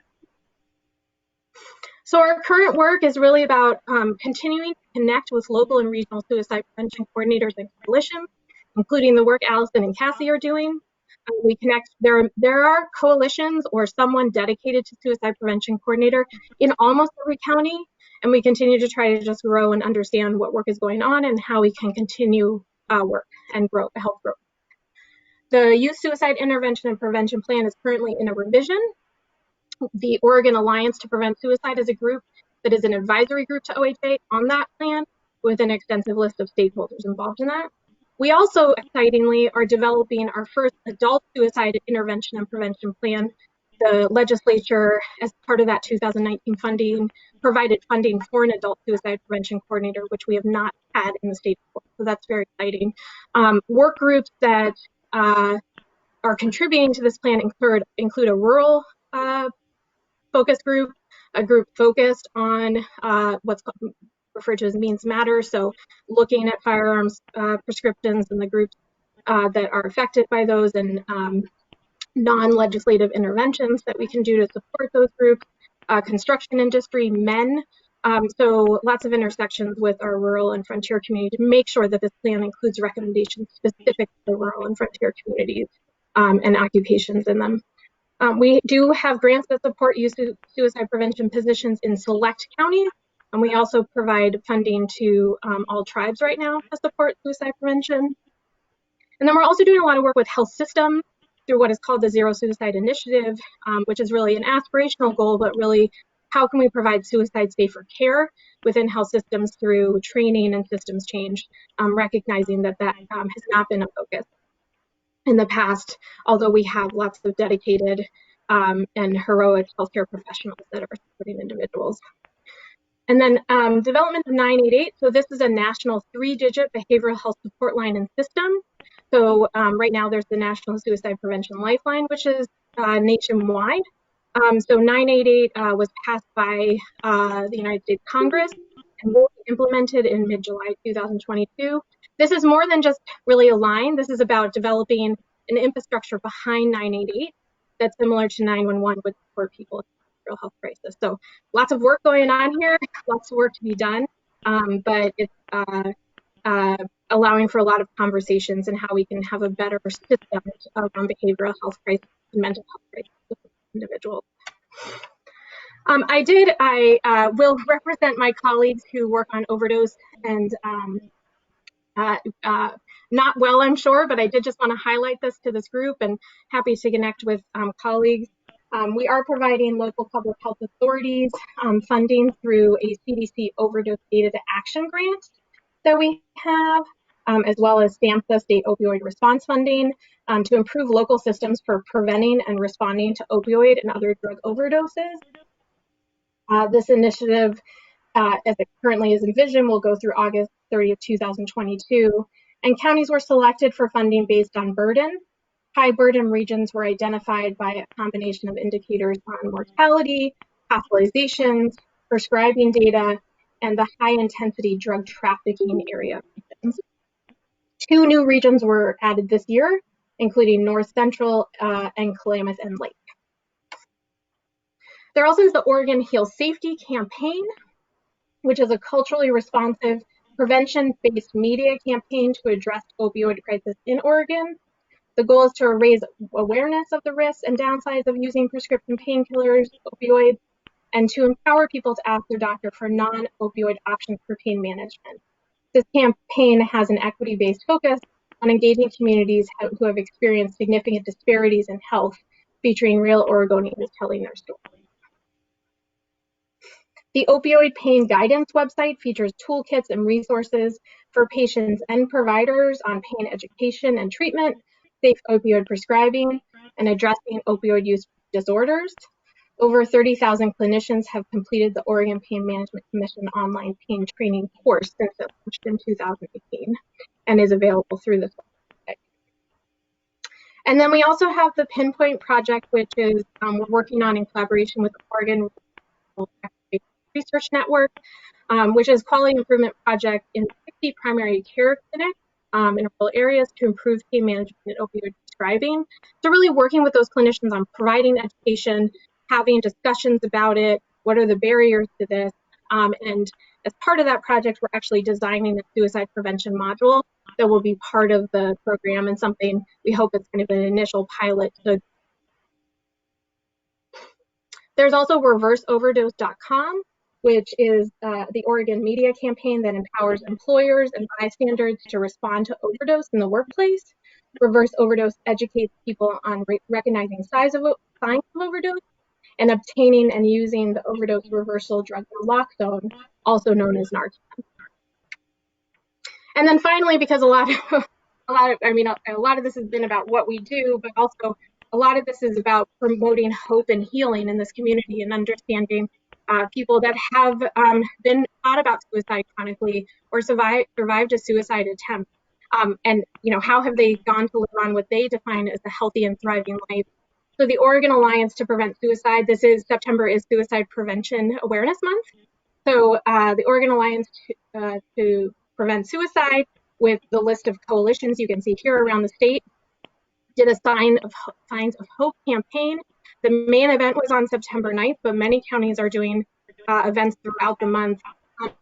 Part of this is, again, talking about stigma, recognizing it's okay to ask for help, recognizing these issues affect our community. So a lot of, taking these signs and standing on street corners, doing extensive kind of distribution of them throughout the communities where these events took place.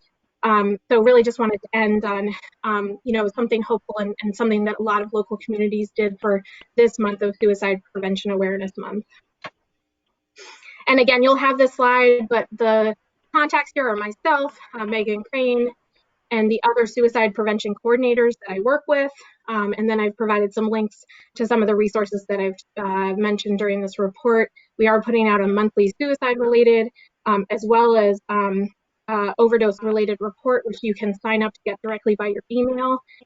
Again, looking at statewide data, and then a link to Oregon Alliance to Prevent Suicide and some of the other reports and plans that are informing our work. So I will go ahead and stop there.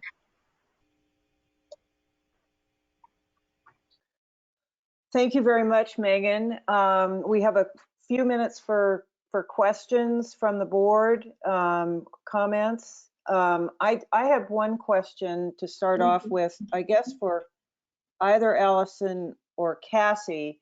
Am I understanding correctly that the Coast to Forest program and the Farmer and Ranch Stress Assistance Network are only 2 years old? I mean, these are relatively new programs. Is that correct? Yeah. Yes. We had the same issue that Cassie had, where the programs began on paper in 2019 with funds released in 2020. There are folks on my team, on the Coast to Forest team, that I have never met in person. Sometimes, yeah, we've done, and yeah, yes, they're new. And I guess just as a follow-up, was it COVID driven, or was it in the works before COVID hit? It was all before. Yeah, I mean, for us, all of those proposals were written before COVID hit. Yeah. Okay. Thank you. Elin? Yeah, a question here, Elin Miller for the record. I guess it was Cassie that you were talking about regional stressors. And I was kind of surprised to see ag-related legislative issues listed. And was that an open-ended question, or was that a series of name your top ranking? It'd be really interesting if that was just open-ended, if you knew. I think it's just name your top ranking. However, I can add to that, they're going back, and there were some people who indicated they'd be willing to have interviews, which we're also going to use to kind of build on our programming. So yeah, it would be really nice to know, wouldn't it? Yeah, well, in the questionnaire, if it was say, hey, what are your top stressors? And this was a top of mind that folks came up with, is a big deal, versus saying, here are all the stressors, that's listing one, and those were the top 5. That was my question. Yeah, no, there was a list and they checked boxes. Does that? Oh, okay. Yeah. Got it. Okay. Thank you. Chad, your mic's on. Did you have a comment?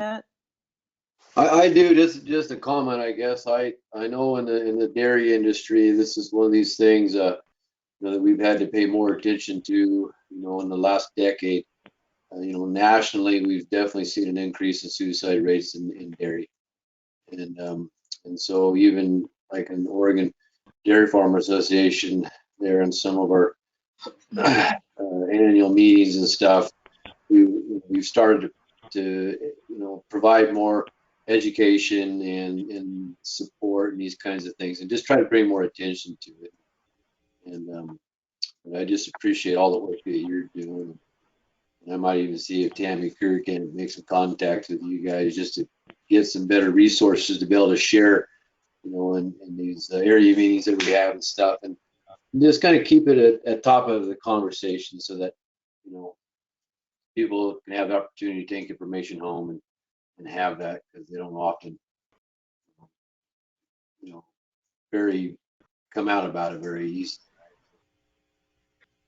Yeah, thank you for your work and for the Oregon Dairy Farmers Association's work in this area. I think, I don't think Cassie and Allison would disagree with me when I say that it's one thing for us as, the kind of mental health professionals or behavioral health professionals to come into a community, let's talk about this, right?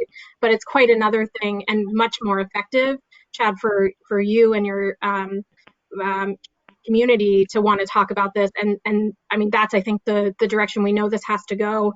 So it's how Allison, Cassie, and I can really support you to do that. Thanks. Thank you. And Louisa and then Randy, I think you both have comments.